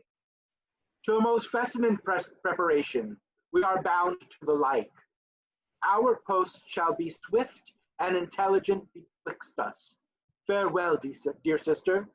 Farewell, my Lord Gloucester. How now? Where's the king? My lord of Gloucester have conveyed him hence. Some 5 or 36 of his knights, hot questress after him, met him at gate, who, with some other of the lord's dependents, are gone with him toward Dover, where they boast to have well-armed friends. Get horses for your mistress. Farewell, sweet lord and sister. Edmund, farewell. Go seek the traitor Gloucester. Pinion him like a thief. Bring him before us. Though well we may not pass upon his life without the form of justice, yet our powers shall do a curtsy to our wrath, which men may blame but not control. Who's there? The traitor? Ungrateful fox, 'tis he. Bind fast his gorky arms. What means your graces? Good my friends, consider you are my guests. Do me no foul play, friends. Bind him, I say. Hard, hard, oh filthy traitor. Unmerciful lady as you are, I'm none. To this chair bind him. Villain, thou shalt find. By the kind gods! 'Tis most ignobly done to pluck me by the beard. So white, and such a traitor. Naughty lady, these hairs which thou dost ravish from my chin will quicken and accuse thee. I am your host. With robber's hands my hospitable favors you should not ruffle thus. What will you do? Come, sir, what letters had you late from France? Be simple answered, for we know the truth. And what confederacy have you with the traitors late footed in the kingdom? To whose hands have you sent the lunatic king? Speak. I have a letter, guessingly set down, which came from one that's of a neutral heart, and not from one opposed. Cunning. And false. Where hast thou sent the king? To Dover. Wherefore to Dover? Wast thou not charged at peril? Wherefore to Dover? Let him answer that. I am tied to the stake, and I must answer the course. Wherefore to Dover? Because I would not see thy cruel nails pluck out his poor old eyes, nor thy fierce sister in his anointed flesh stick boorish fangs. The sea, with such a storm as his bare head in hell-black night endured, would have buoyed up and quenched the stellar fires. Yet, poor old heart, he hoped the heavens to rain. If wolves had at thy gate howled that stern time, thou shouldst have said, good porter, turn the key. All cruels else subscribe. But I shall see the winged vengeance overtake such children. See it thou shalt never. Fellows, hold the chair. Upon these eyes of thine I'll set thy foot. He that will think to live till he be old, give me some help. Cruel are you gods. One side will mock the other two. If you see vengeance. Hold your hand! My lord! I have served you ever since I was a child, but better service have I never done you than now to bid you hold! How now, you dog? If you did wear a beard upon your chin, I would shake it on this quarrel. What do you mean? My villain? Hey, come on then and take a chance of anger. Give me thy sword, a peasant, to stand up thus. Oh! I am slain. My lord, you have one eye left to see some mischief on him. Lest it see more, prevent it. Out, vile jelly! Where is thy luster now? All dark and comfortless. Where's my son, Edmund?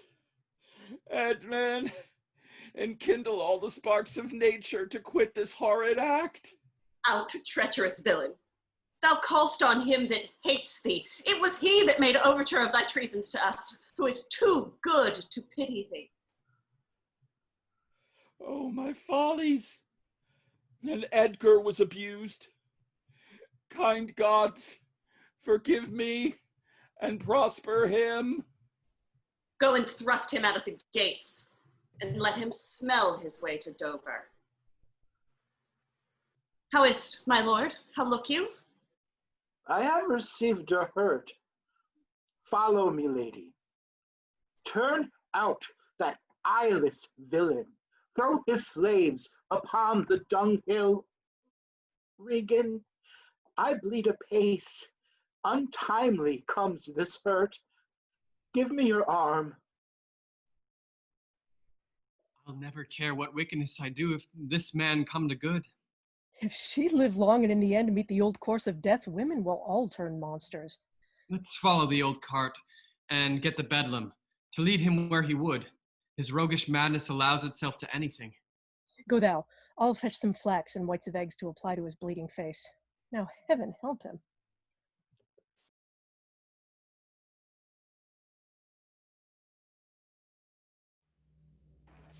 Ten-minute intermission.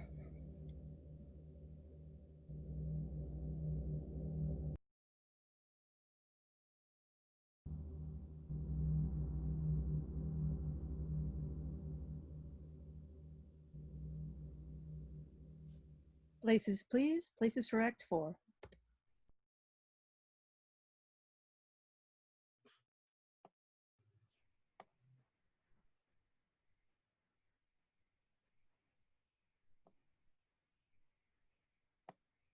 Yet better thus, and known to be contemned, than still contemned and flattered.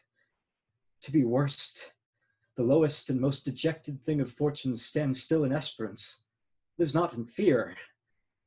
The lamentable change is from the best, the worst returns to laughter. Welcome then, thou unsubstantial air that I embrace. The wretch that thou hast blown into the worst owes nothing to thy blasts. But who comes here? My father, poorly led.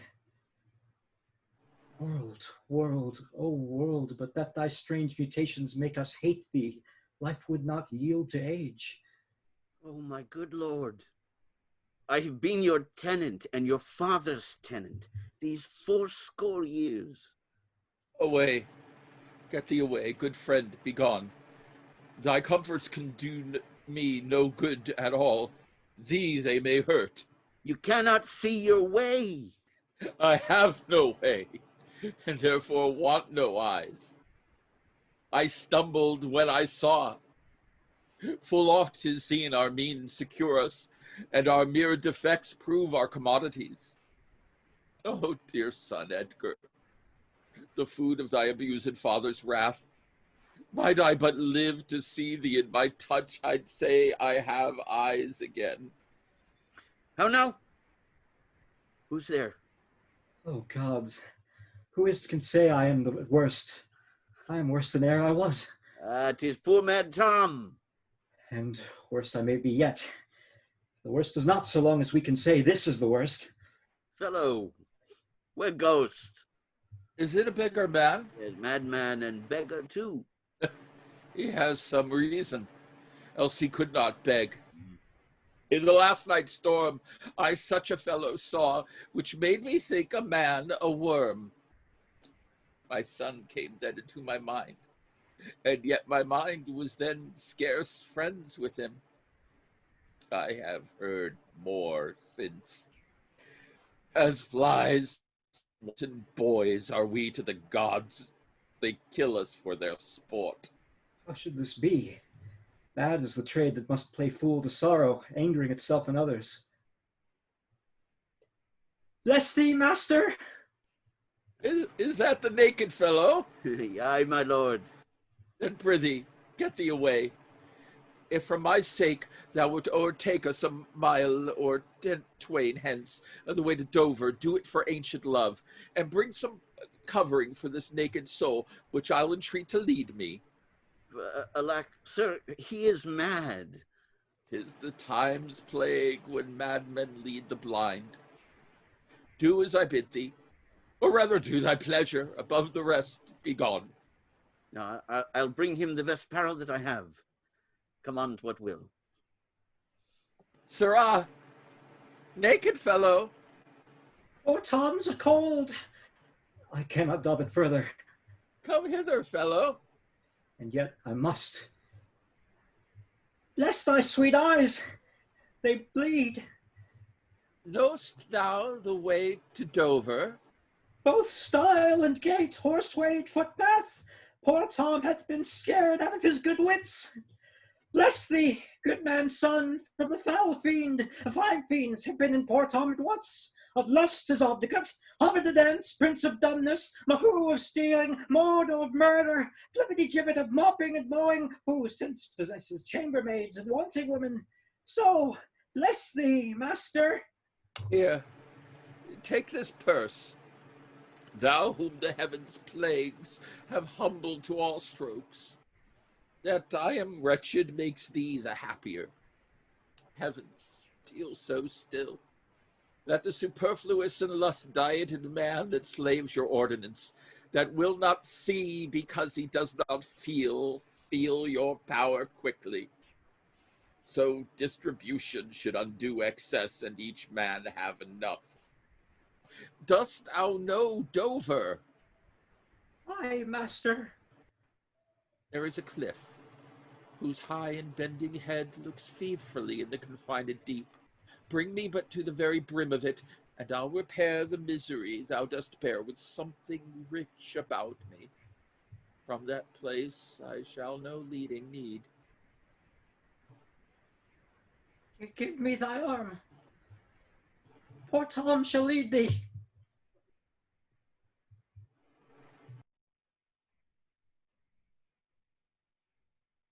Welcome, my lord. I marvel our mild husband not met us on the way. Now, where's your master? Madam, within, but never man so changed. I told him of the army that was landed. He smiled at it. I told him you were coming. His answer was the worse. Of Gloucester's treachery and the loyal service of his son when I informed him. Then he called me sot and told me that I'd turned the wrong side out. What most he should dislike seems pleasant to him, what like offensive. Then shall you go no further? It is the cowish terror of his spirit that dares not undertake. He'll not feel wrongs which tie him to an answer. Our wishes on the way may prove effects. Back, Edmund, to my brother. Hasten his musters and conduct his powers.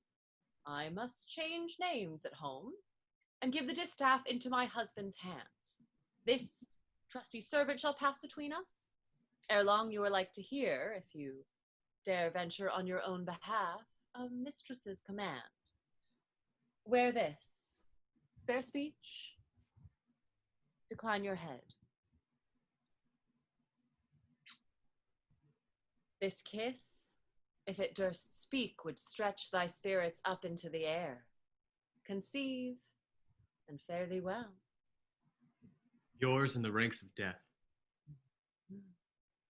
My most dear Gloucester, oh, the difference of man and man. To thee a woman's services are due. My fool usurps my body. Madam, here comes my lord. I have been worth the whistle. Goneril, you are not worth the dust which the rude wind blows in your face. I fear your disposition. That nature which contends its origin cannot be bordered certain in itself. She that herself will sliver and disbranch from her material sap, perforce must wither and come to deadly use. No more, the text is foolish. Wisdom and goodness to the vile seem vile. Filths savor but themselves. What have you done? Tigers, not daughters, what have you performed? A father and a gracious, aged man whose reverence even the headlug bear would lick. Most barbarous, most degenerate have you madded. Could my good brother suffer you to do it? A man, a prince, by him so benefited? If that the heavens do not their visible spirits send quickly down to tame these vile offenses, it will come. Humanity must perforce prey on itself like monsters of the deep. Milk-livered man, that bearest a cheek for blows, a head for wrongs, who hast not in thy brows an eye for discerning thine honor from thy suffering, that not knowest fools do these villains pity who are punished ere they have done their mischief. Where's thy drum? France spreads his banners in our noiseless land, with plumed helm thy state begins to threat, whilst thou, a moral fool, sit still and cries, alack, why does he so? See thyself, devil. Proper deformity shows not in the fiend so horrid as in woman. Oh, vain fool, Thou changed and self-covered thing, for shame, be monster not thy feature. Were it my fitness to let these hands obey my blood, they are apt enough to dislocate and tear thy flesh and bones. However thou art a fiend, a woman's shape doth shield thee. Mary, your manhood mute. What news? Oh, my good lord, the Duke of Cornwall's dead, slain by his servant going to put out the other eye of Gloucester. Gloucester's eyes? A servant that he bred, thrilled with remorse, opposed against the act, bending his sword to his great master, who thereat enraged flew on him, and amongst them felled him dead, but not without that harmful stroke, which since hath plucked him after. This shows you are above. You justicers that these are nether crimes and can speedily venge. But oh, poor Gloucester, lost he his other eye? Both, my lord. This letter, madam, craves a speedy answer. 'Tis from your sister. One way I like this well, but being widow, and my Gloucester with her, may all the building of my fancy pluck upon my hateful life. Another way the news is not so tart. I'll read an answer. Where was his son when they did take his eyes? Come with my lady hither. Well, he's not here. No, my good lord, I met him back again. Knows he the wickedness? Aye, my good lord. 'Twas he informed against him, and quit the house on purpose, that their punishment might have the freer course. Gloucester, I live to thank thee for the love thou showedst the king, and to revenge thine eyes. Come hither, friend, tell me what more thou knowest. Why the King of France is so suddenly gone back, you know no reason? Something he left him perfect in state, which since his coming forth is thought of, which imports to the kingdom so much fear and danger that his personal return was most required and necessary. Who hath he left behind him, general? The Marshal of France, Monsieur Lafare. Did your letters pierce the queen to any demonstration of grief? Aye, sir. She took them, read them in my presence, and now and then an ample tear trilled down her delicate cheek. It seemed she was queen over her passion, who most rebel-like fought to be king over it. Then she did feel something. Not to a rage, patience and sorrow strove who should express her goodliest. You have seen sunshine and rain at once. Her smiles and tears were like a better wave.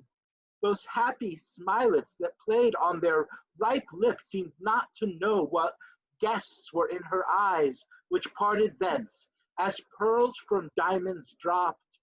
In brief, sorrow would be a rarity most beloved, if all could so become it. Ain't you no verbal question? Faith, once or twice she heaved the name of father, pantingly forth as if it pressed her heart, cried, "Sisters, sisters, shame of lady, sisters, Kent, father, sisters, what I the storm, I in the night, let pity not be believed." There she shook the holy water from her heavenly eyes, and clamor moistened. Then away she started to deal with her grief alone. It is the stars. The stars above us govern our conditions. Else one self-mate and make could not beget such different issues. You spoke not with a sense. No. Was this before the king returned? No, since.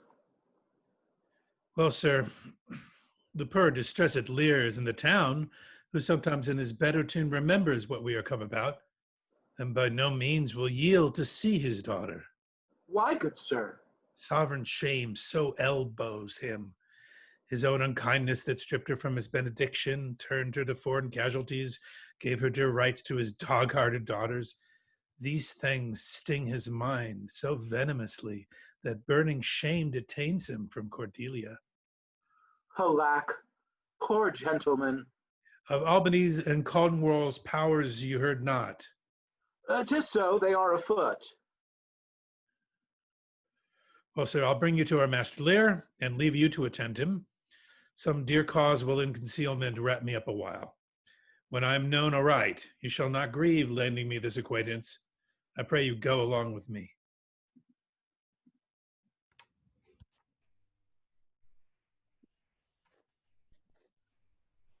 Alack, 'tis he. Why, he was met even now as mad as the vexed sea, singing aloud, crowned with rank fumiter and furrow weeds, with hardock and hemlock, nettles, cuckoo flowers, darnel, and all the idle weeds that grow in our sustaining corn.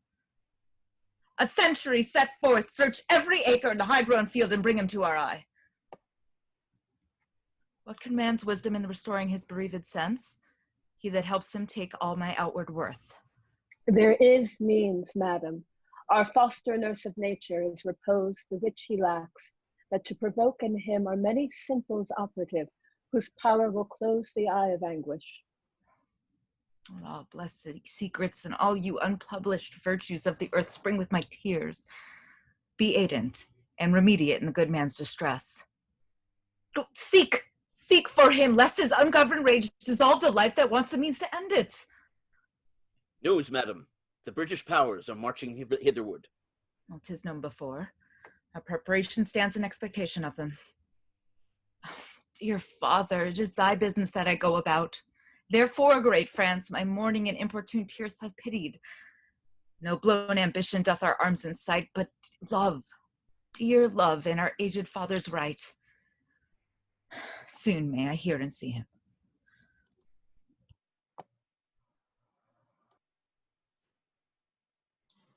But are my brother's powers set forth?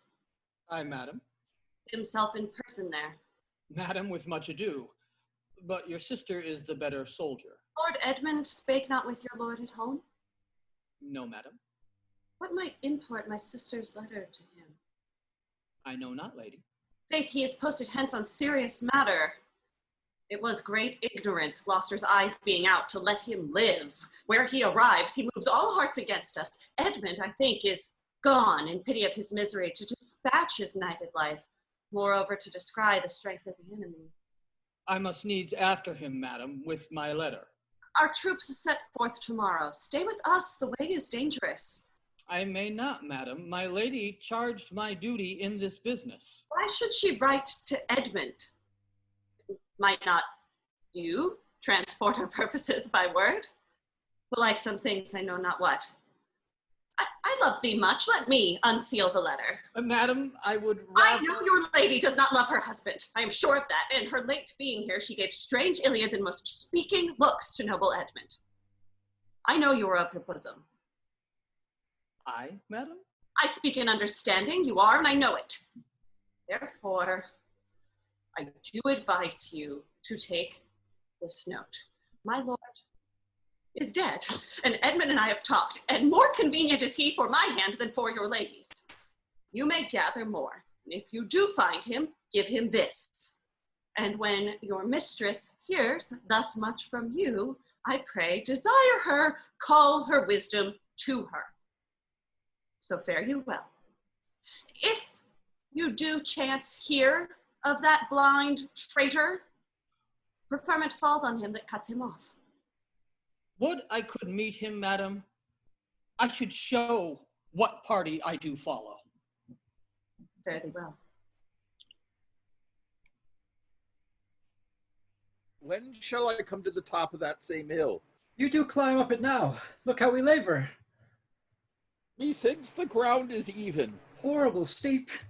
Hark, do you hear the sea? No, truly. Why, then your other senses go imperfect by your eyes' anguish. So it may be indeed.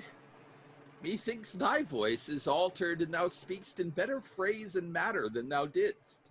You're much deceived. In nothing am I changed but in my garments. Methinks you're better spoken. Come on, sir. Here's the place. Stand still. How fearful and dizzy 'tis to cast one's eyes so low.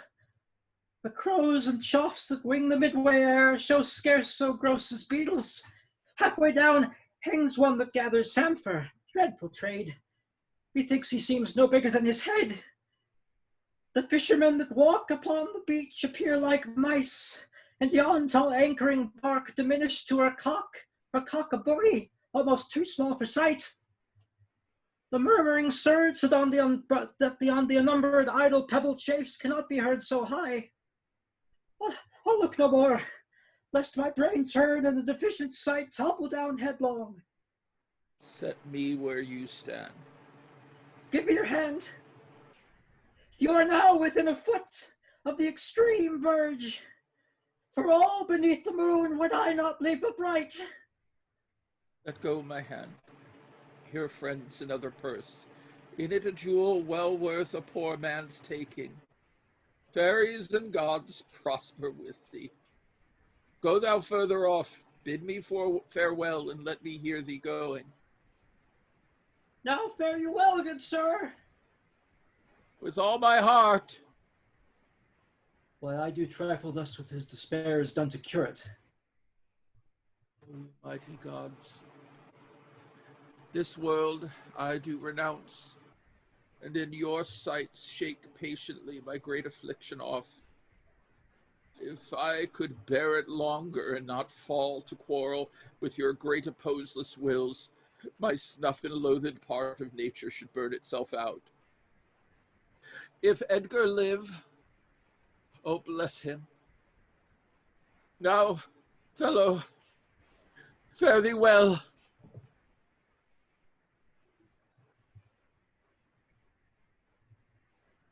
Go on, sir. Farewell. And yet I know not how conceit may rob the treasury of life when life itself yields to the theft. Had he been where he had thought, by this had thought been past. Alive or dead? Oh, you, sir! Friend, hear you! Sir, speak! Thus might he pass indeed. Oh, yet he revives. What are you, sir? Away, and let me die! Hadst thou been aught but gossamer feathers ere so many fathom down precipitating, thou'dst shivered like an egg, but thou dost breathe. Hast heavy substance, fleets not, speaks, art sound. 10 masts at eat, bate not the altitude which thou hast perpendicularly fell. Thy life's a miracle. Let's speak yet again. But have I fell or no? From the dread summit of this chalky bourne, look up a height.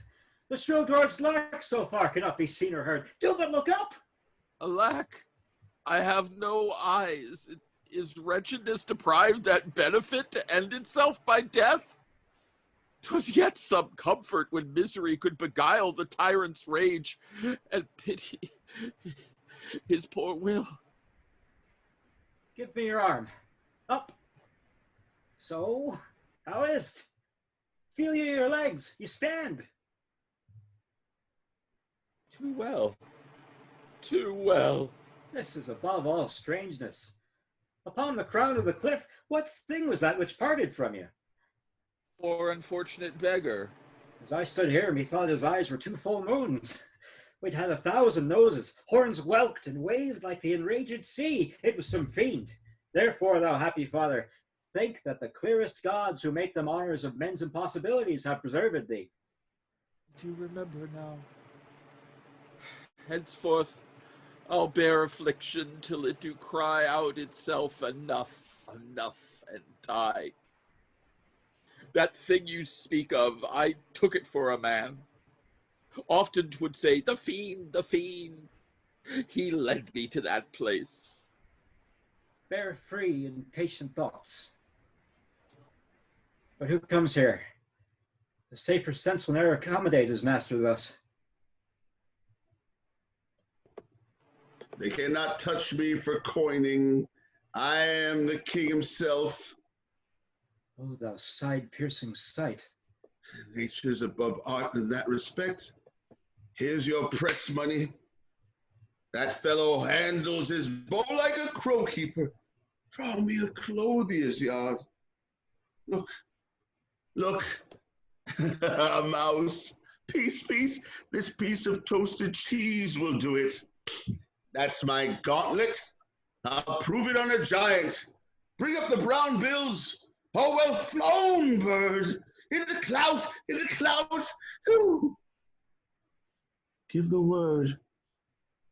Sweet marjoram. Pass.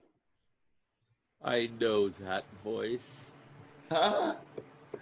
Goneril with a white beard.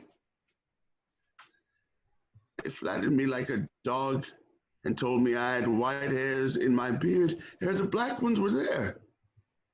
To say aye and no to everything that I say aye and no.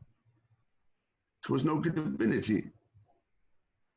And the rain came to wet me once, and the wind to make me chatter, when the thunder would not peace at my bidding. There I found them. There I smelt them out. Go to. They are not men of their words. They told me I was everything. 'Tis a lie. I am not ague-proof. Trick of that voice, I do remember. It's not the king. Aye, every inch a king. When I do stare, see how the subject quakes. I parted that man's life. What was thy cause? Adultery? Thou shalt not die. Not for adultery, no. The wren goes to it, and the small gilded fly does lecture in my sight.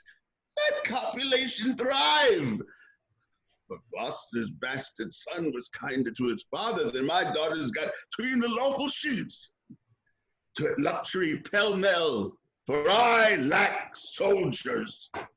Beyond yond simpering dame, whose face between her forks presages snow, that minces virtue and to shape the head to hear of pleasure's name. The fit shoe nor the soiled horse goes to it with a more riotous appetite.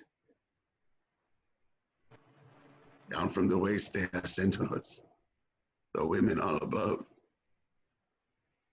To the girdle do the gods inherit. Beneath is all the fiends! That's hell! That's darkness! There's the sulphurous pit, burning, scalding, stench, consumption!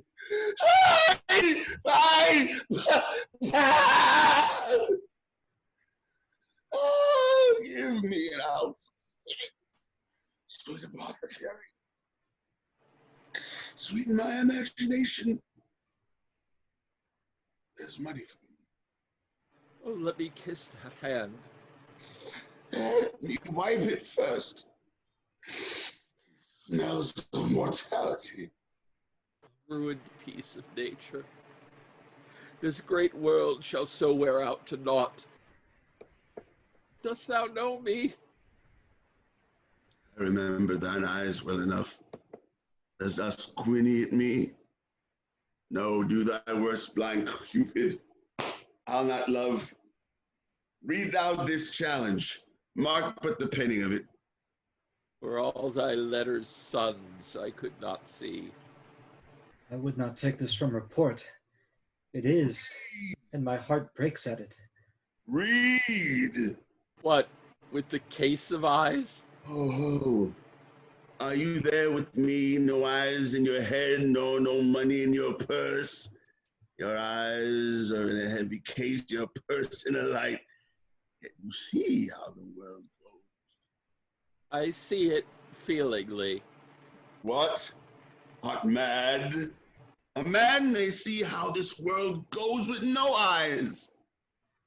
Look with thine ears. See how yon justice rails upon yon simple thief. Hearken thine ear. Change places and handy-dandy. Which is a justice? Which is a thief? Thou hast seen a farmer's dog bark at a beggar? Aye, sir. And the creature run from the cur? There thou might behold the great image of authority, a dog's obeyed in office. Thou rascal beetle, hold thy bloody hand. Why dost thou lash that whore? Strip thine own back. Thou hotly lust to use her in that kind for which thou whipst her. The usurer hangs the cozener through tattered clothes. Small vices do appear. Robes and furred gowns hide all. plate sin with gold, and the strong lance of justice hurtless breaks. Armored in rags, a pygmy straw does pierce it. None does offend none, I say none. I'll label them. Take that of me, my friend, who have the power to seal the accuser's lips. Give thee glass eyes, and like a scurvy politician, seem to see things that thou dost not.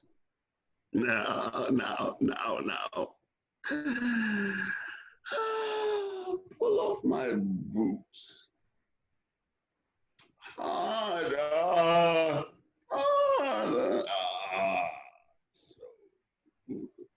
Matter and impertinency mixed, reason and madness.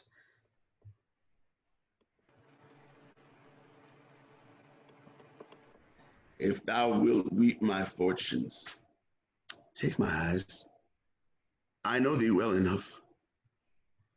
Thy name is Gloucester. Thou must be patient. We came crying hither. Thou knowst the first time that we smell the air, we wail and cry. I will preach to thee. Mark. Alack the day. When we are born, we cry that we are come to this great stage of fools. 'Tis a good block. It were a delicate stratagem to shoe a troop of horse with felt. I'll put in proof. And when I have stolen upon these son-in-laws, and kill!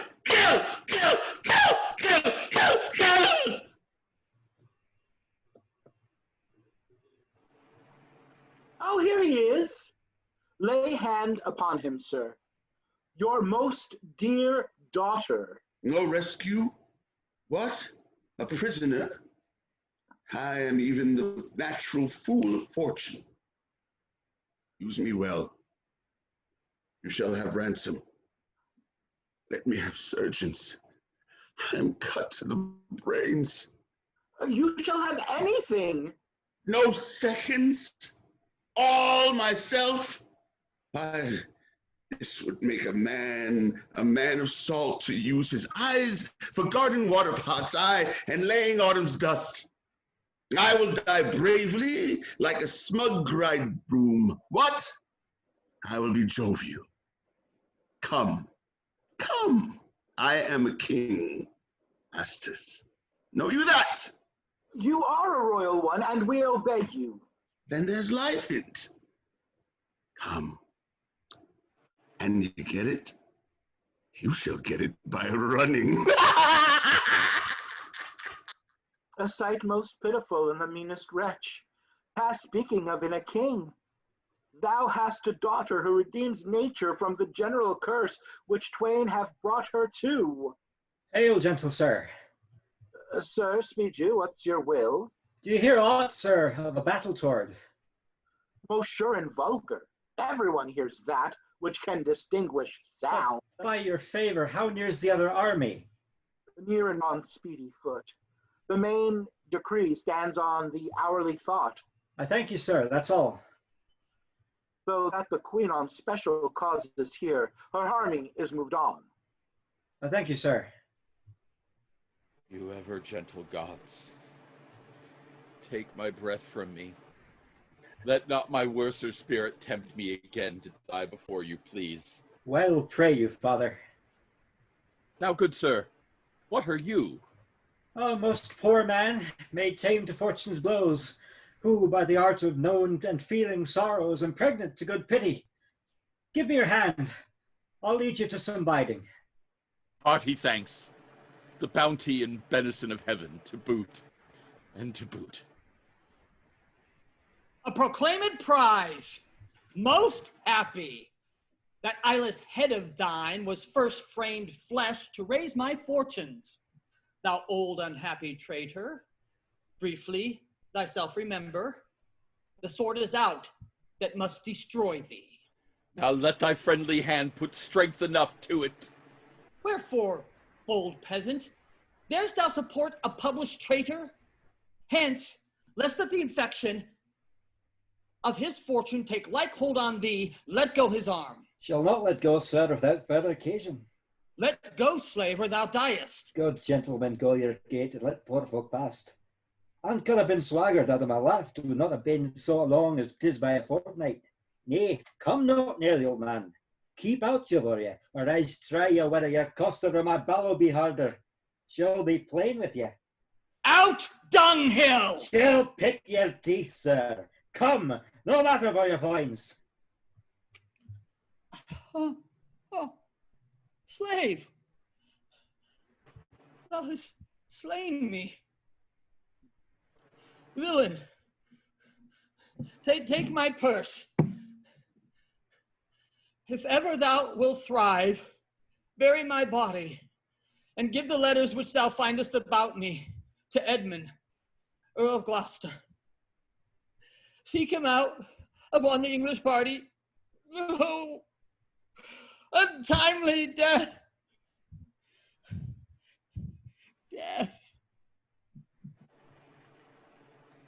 I know thee well, a serviceable villain, as duteous to the vices of thy mistress as badness would desire.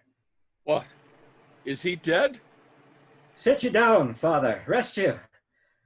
Let's see these pockets. The letters that he speaks of may be my friends. He's dead. I'm only sorry he had no other deathsman. Let us see. Leave, gentle wax, and manners blame us not. To know our enemies' minds we rip the hearts. Their papers is more lawful. Let our reciprocal vows be remembered. You have many opportunities to cut him off. If your will want not, time and place will be fruitfully offered. There is nothing done if he return the conqueror. Then am I the prisoner, and his bed my jail. From the lorded warmth whereof deliver me, and supply me the place for labor.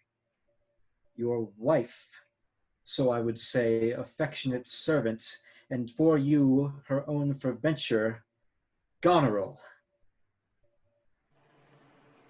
Oh, indistinguished space of woman's will, a plot upon her virtuous husband's life, and the exchange my brother. Here in the sands thee I'll rake up, the post unsanctified of murderous leechers, and in the mature time with this ungracious paper strike the sight of the death-practised duke. For him 'tis well that of thy death and business I can tell.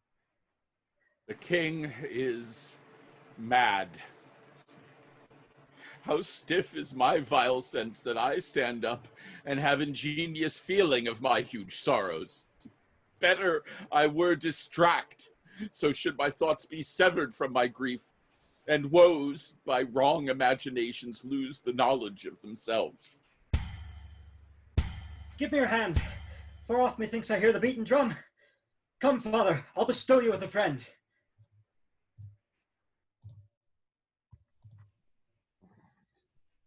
Oh, thou good Kent, how shall I live and work to match thy goodness? My life will be too short, and every measure fail me. To be acknowledged, madam, is o'erpaid. All my reports go with a modest truth, nor more nor clipped, but so. Be better suited. These weeds are memories of those worser hours. I prithee put them off.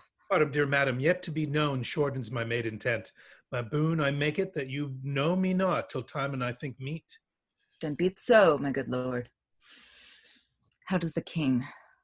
Madam, sleep still. You kind gods, cure this great breach in his abused nature. The untuned and jarring senses, wind up of this child-chanted father. So please your majesty, that we may wake the king, he hath slept long. Be governed by your knowledge and proceed. If this way of your own will. See your raid.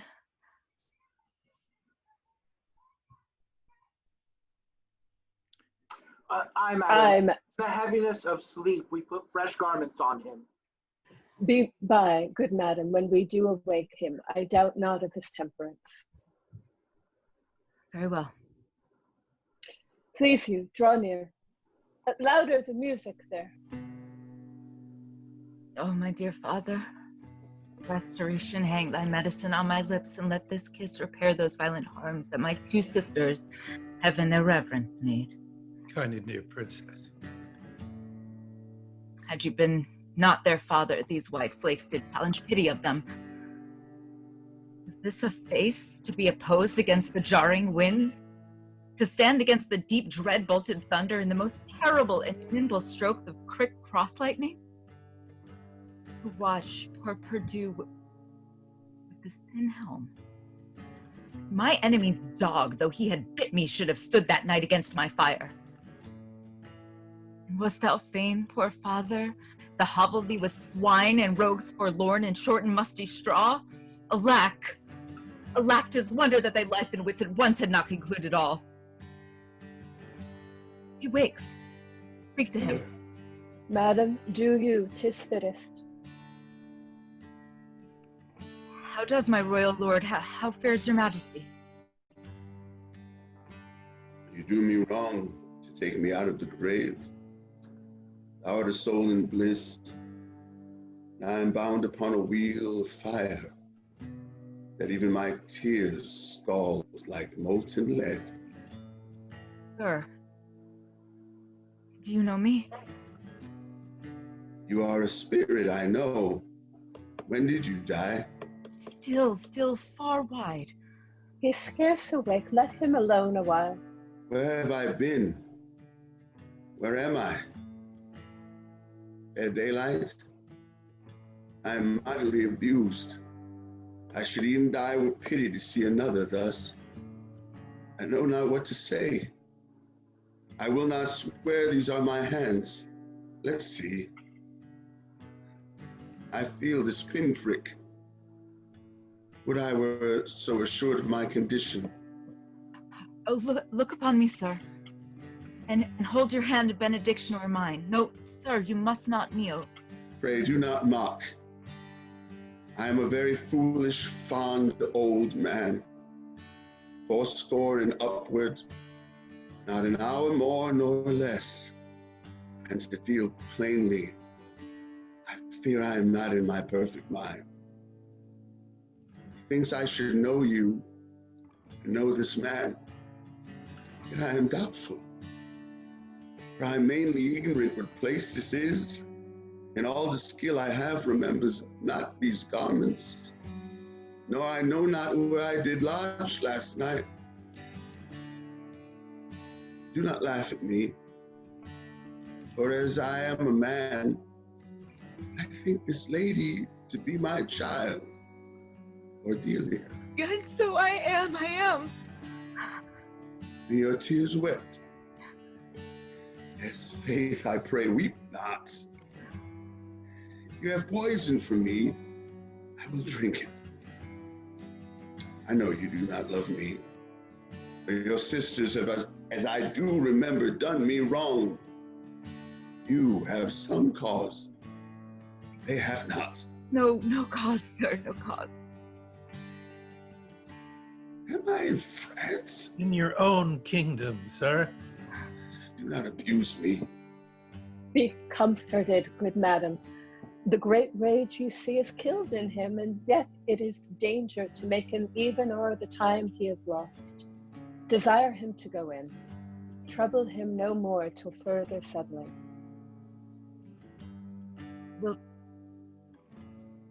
please your highness walk? You must bear with me. Bear you now. Forget and forgive. I am old and foolish.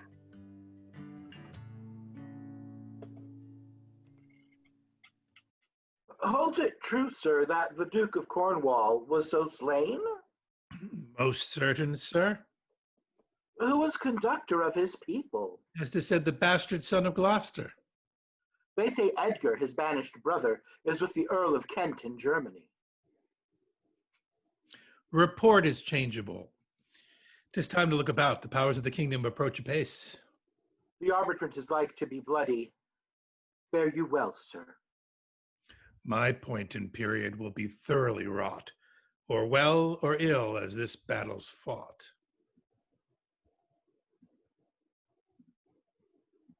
Know of the Duke if his last purpose hold, or whether since he is advised by aught to change the course. He's full of alteration and self-reproving.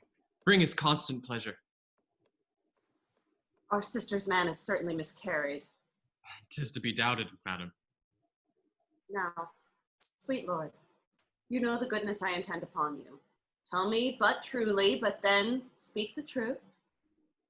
Do you not love my sister? In honored love. But you have never found my brother's way to the forfended place? That thought abuses you. I am doubtful that you have been conjuct and bosomed with her as far as we call hers. No, by mine honor, madam. I never shall endure her. Dear my lord, be not familiar with her. Hear me not. She and the Duke, her husband. Rather lose the battle than that sister should loosen him and me. A very loving sister, well be met. Sir, this I heard. The king is come to his daughter with others whom the rigor of our state forced to cry out. Where I could not be honest, I never yet was valiant. For this business, it touches us as France invades our land. Not bolds the king with others, whom I fear most just and heavy causes make oppose. Sir, you speak nobly. Why is this reasoned? Combined together against the enemy. For these domestic and particular broils are not the question here. Let's then determine with the ancient of war on our proceeding. I shall attend you presently at your tent. Sister, you'll go with us? No. 'Tis most convenient. Pray, go with us. Oh, I know the riddle. I will go. Dare your grace had speech with man so poor, hear me one word. I'll overtake you. Speak. Before you fight the battle, ope this letter. If you have victory, let the trumpet sound for him that brought it. Wretched though I seem, I can produce a champion that will prove what is avouched there. If you miscarry, your business of the world hath so an end, and machination ceases. Fortune love you. Stay till I have read the letter. I was forbid it. When the time shall serve, let but the herald cry, and I'll appear again. Why, fare thee well. I will o'erlook the paper. The enemy's in view. Draw up your powers. Here is the guess of their true strength and forces by diligent discovery. But your haste is now urged on you. We will greet the time. To both these sisters have I sworn my love, each jealous of the other as the stung are of the adder. Which of them shall I take? Both? One? Or neither? Neither can be enjoyed if both remain alive. To take the widow exasperates, makes mad her sister Goneril, and hardly shall I carry out my side, her husband being alive. Now, then, we'll use his countenance for the battle, which being done, let her who would be rid of him devise his speedy taking off. As for the mercy which he intends to Lear and Cordelia, the battle done and they within our own power shall never see his pardon. For my state stands on me to defend, not to debate. Dear father, take the shadow of the tree for your good host. Pray that the right may thrive. If ever I return to you again, I'll bring you comfort. Grace go with you, sir.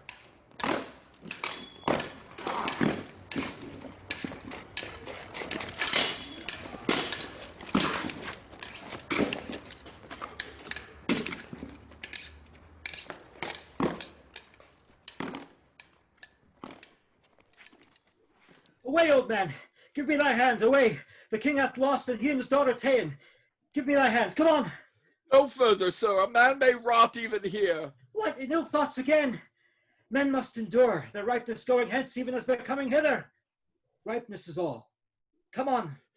And that's true, too. Some officers take them away. Good guard until their greater pleasures first be known that are to censure them.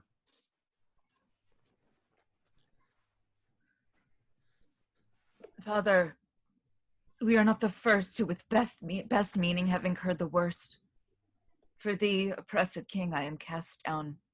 Myself could else outfrown false fortune's frown. Shall we not see these daughters and these sisters? Oh, no, no, no. Come, let's away to prison. We two alone will sing like birds in the cage. When thou dost ask me blessing, I'll kneel down and ask thee forgiveness. So we'll live and pray and sing and tell old tales and laugh at gilded butterflies and hear poor rogues talk of court news. And we'll talk with them too.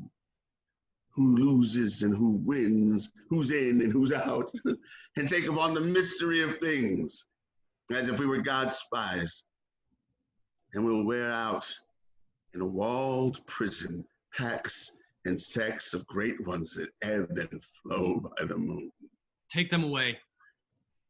Upon such sacrifices, my Cordelia, the gods themselves throw incense. Have I caught thee?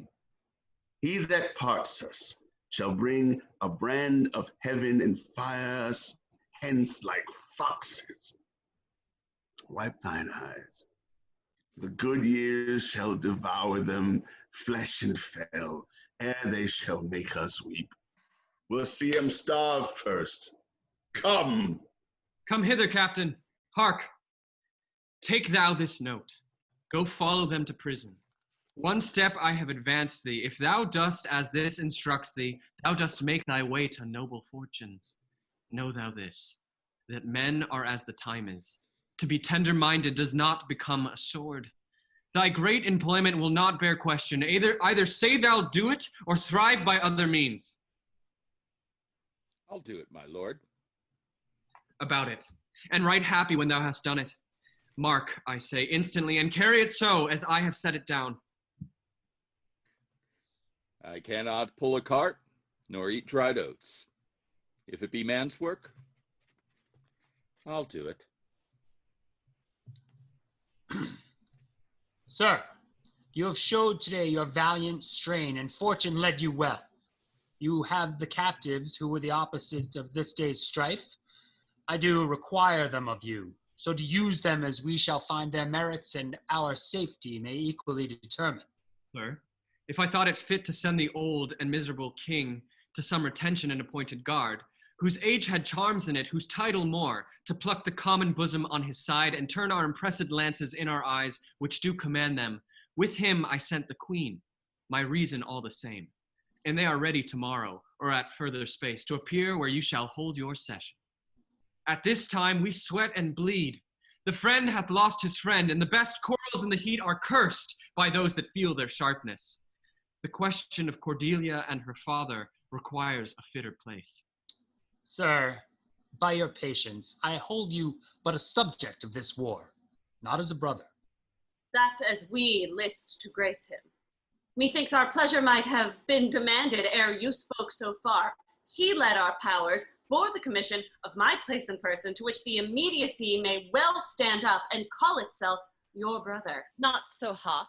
In his own grace he doth exalt himself more than in your addition. In my rights, by me invested, he compares me the best. That were the most if he should husband you. Jesters do oft prove prophets. That eye that told you so looked but a squint. Lady, I am not well, else I should answer from a full-flowing stomach. General, take my soldiers, prisoners, patrimony, dispose of them, of me, the wall is thine. Witness the world that I create thee here, my lord and master. Mean you to enjoy him? The let alone lies not in your goodwill. Nor in thine, lord. Half-blooded fellow, yes. Let the drum strike and prove my title thine. Stay yet, hear reason. Edmund, I arrest thee on capital treason, and in thine attaint this gilded serpent. For your claim, fair sister, I bar it in the interest of my wife. 'Tis she is contracted to this lord, and I, her husband, contradict your banns. If you will marry, make your love to me. My lady is bespoke. An interlude. Thou art armed, Gloucester. Let the trumpet sound. If none appear to prove upon thy persons thy heinous, manifest, and many treasons, there is my pledge. I'll make it on thy heart. Ere I taste bread, thou art in nothing less than I have here proclaimed thee. Sick. Oh, sick. If not, I'll ne'er trust medicine. There's my exchange. What in the world he is that names me a traitor? Villain-like, he lies. Call the trumpet by. He that dares approach on him, on you, who not, I will maintain my truth and honor firmly. A herald! Ho! A herald, ho! A herald! Trust to thy single virtue, for thy soldiers, all levied in my name, have in my name took their discharge. My sickness grows upon me. She is not well. Convey her to my tent. Come hither, herald. Let the trumpet sound and read out this. Sound, trumpet. If any man of quality or degree within the lists of the army will maintain upon Edmund, supposed Earl of Gloucester, that he is a manifold traitor, let him appear by the third sound of the trumpet. He is bold in his defense. Again. Again.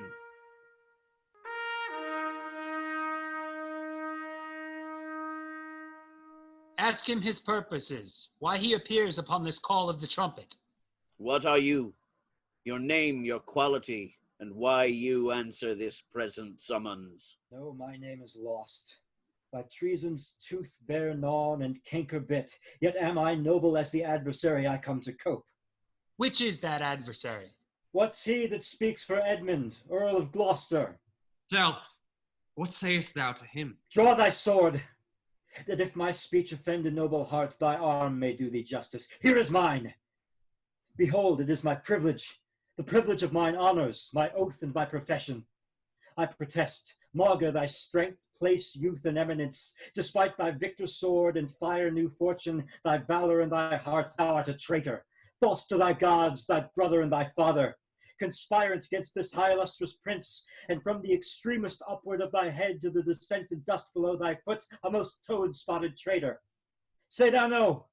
This sword, this arm, and my best spirits are bent to prove upon thy heart whereto I speak, thou liest. Wisdom, I should ask thy name. But since thy outside looks so fair and warlike, and that thy tongue some say of breeding breeds, what safe and nicely I might well delay. By rule of king knighthood I disdain and spurn. Back do I toss these treasons to thy head, with the hell-hated lie o'erwhelm thy heart, which, for they yet glance by and scarcely bruise, this sword of mine shall give them way instantly, where they shall rest forever. Trumpets, speak!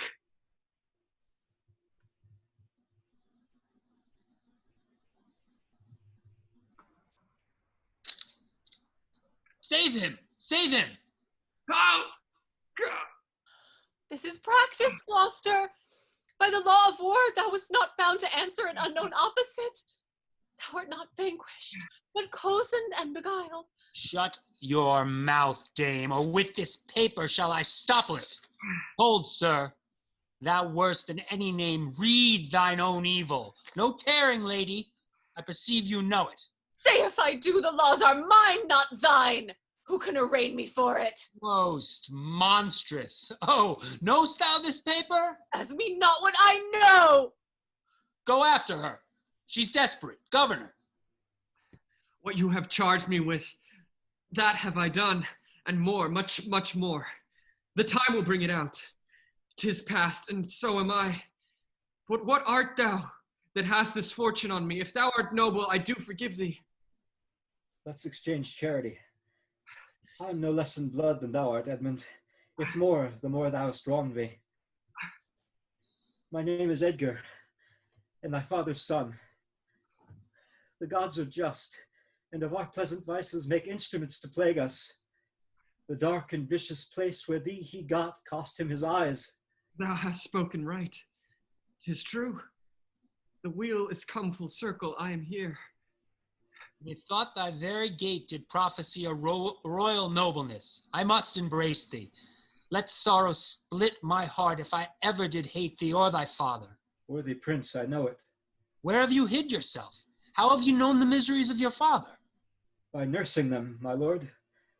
List a brief tale, and when 'tis told, all that my heart would burst. The bloody proclamation to escape that followed me so near, oh, our life's sweetness that with we the pain of death would hourly die rather than die at once, taught me to shift into a madman's rags, to assume the semblance that very dogs disdained, and in this bleeding habit met I my father with his bleeding rings, their precious stones new lost, became his guide, led him, begged for him, saved him from despair. Never, O fault, revealed myself unto him until some half hour past when I was armed. Not sure, though hoping of this good success, I asked his blessing, and from first to last told him our pilgrimage. But his flawed heart, alack, too weak the conflict to support, twixt two extremes of passion, joy, and grief, burst smilingly. The speech of yours hath moved me, and shall perchance do good. But speak you on, you look as if you had something more to say. If there be more woeful, hold it in, for I am almost ready to dissolve hearing of this. This would have seemed a period to such as love, not sorrow, but another to amplify too much would make much more in top extremity. Whilst I was big in clamor, came there in a man who, having seen me in my worst estate, shunned my adored society.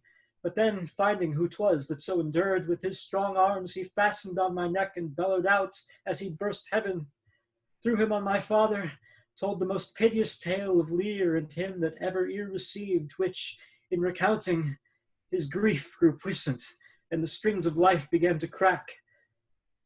Twice then the trumpet sounded, and there I left him trance. But who was this? Kent, sir. The banished Kent, who in disguise followed his enemy king and did him service improper for a slave. Help! Help! Oh, help! What kind of help? Speak, man. What means this bloody knife? 'Tis hot!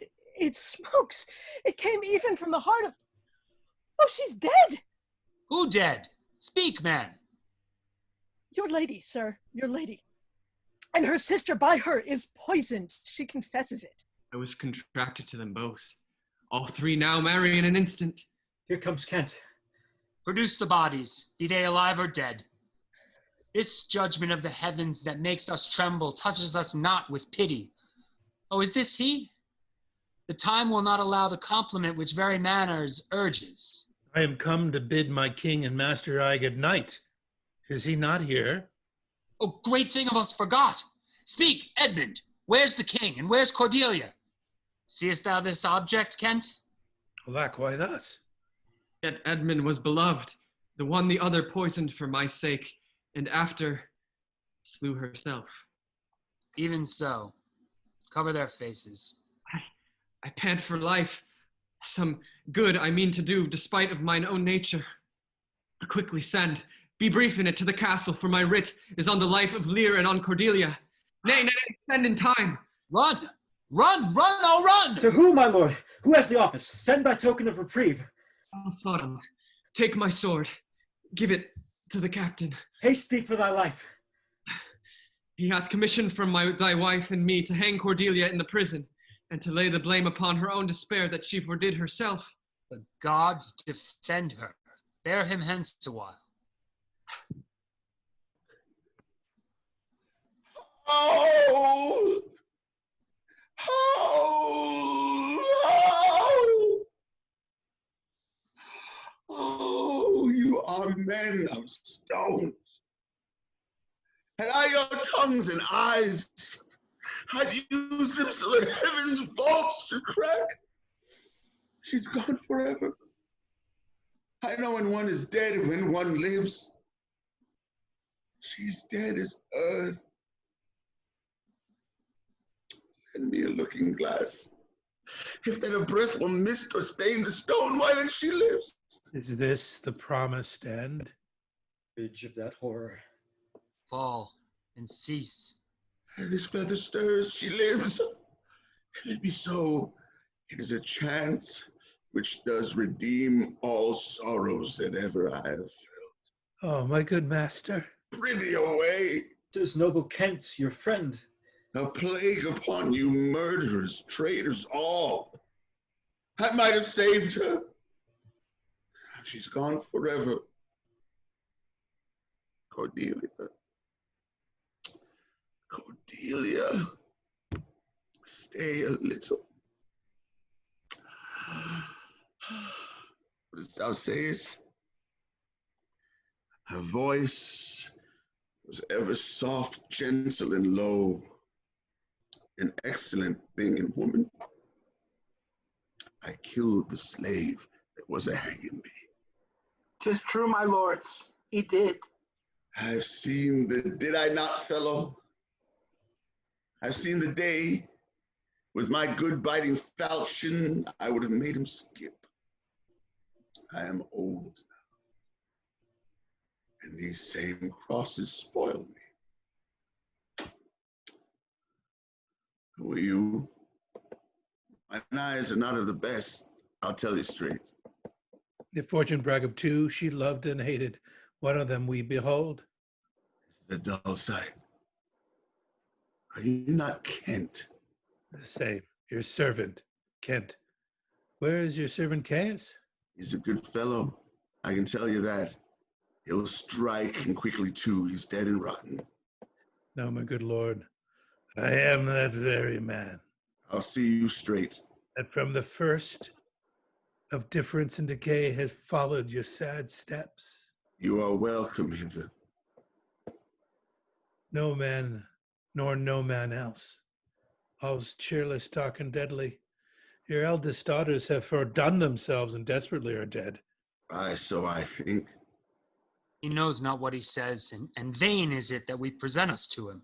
Very bootless. Edmund is dead, my lord. That's but a trifle here. You lords and noble friends know our intent. What comfort to this great decay may come shall be applied. For us, we will resign during the life of this old majesty to him our absolute power. You to your rights, with boot and such addition as your honors have more than merited. All friends shall taste the wages of their virtues, and all foes the cup of their deservings. Oh, see. And my poor fool is hanged. No life. Why should a dog, a horse, a rat have life, and thou, no breath at all? Thou come no more. Never.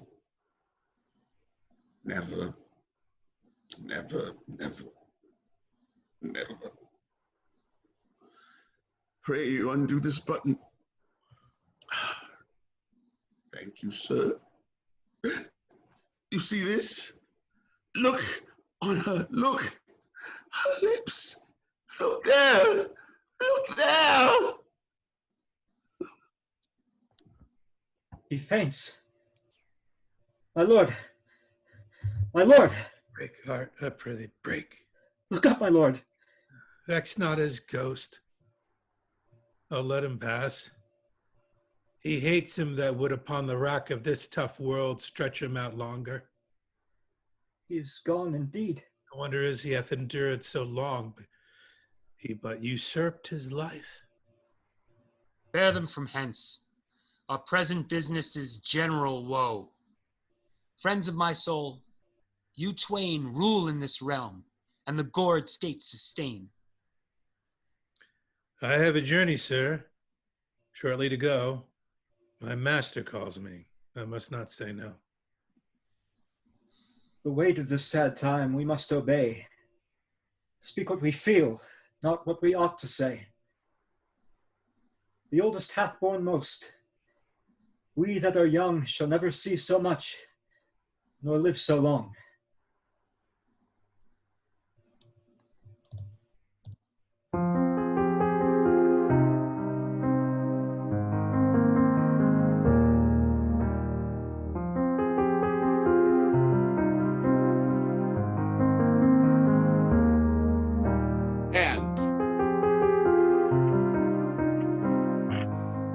And again.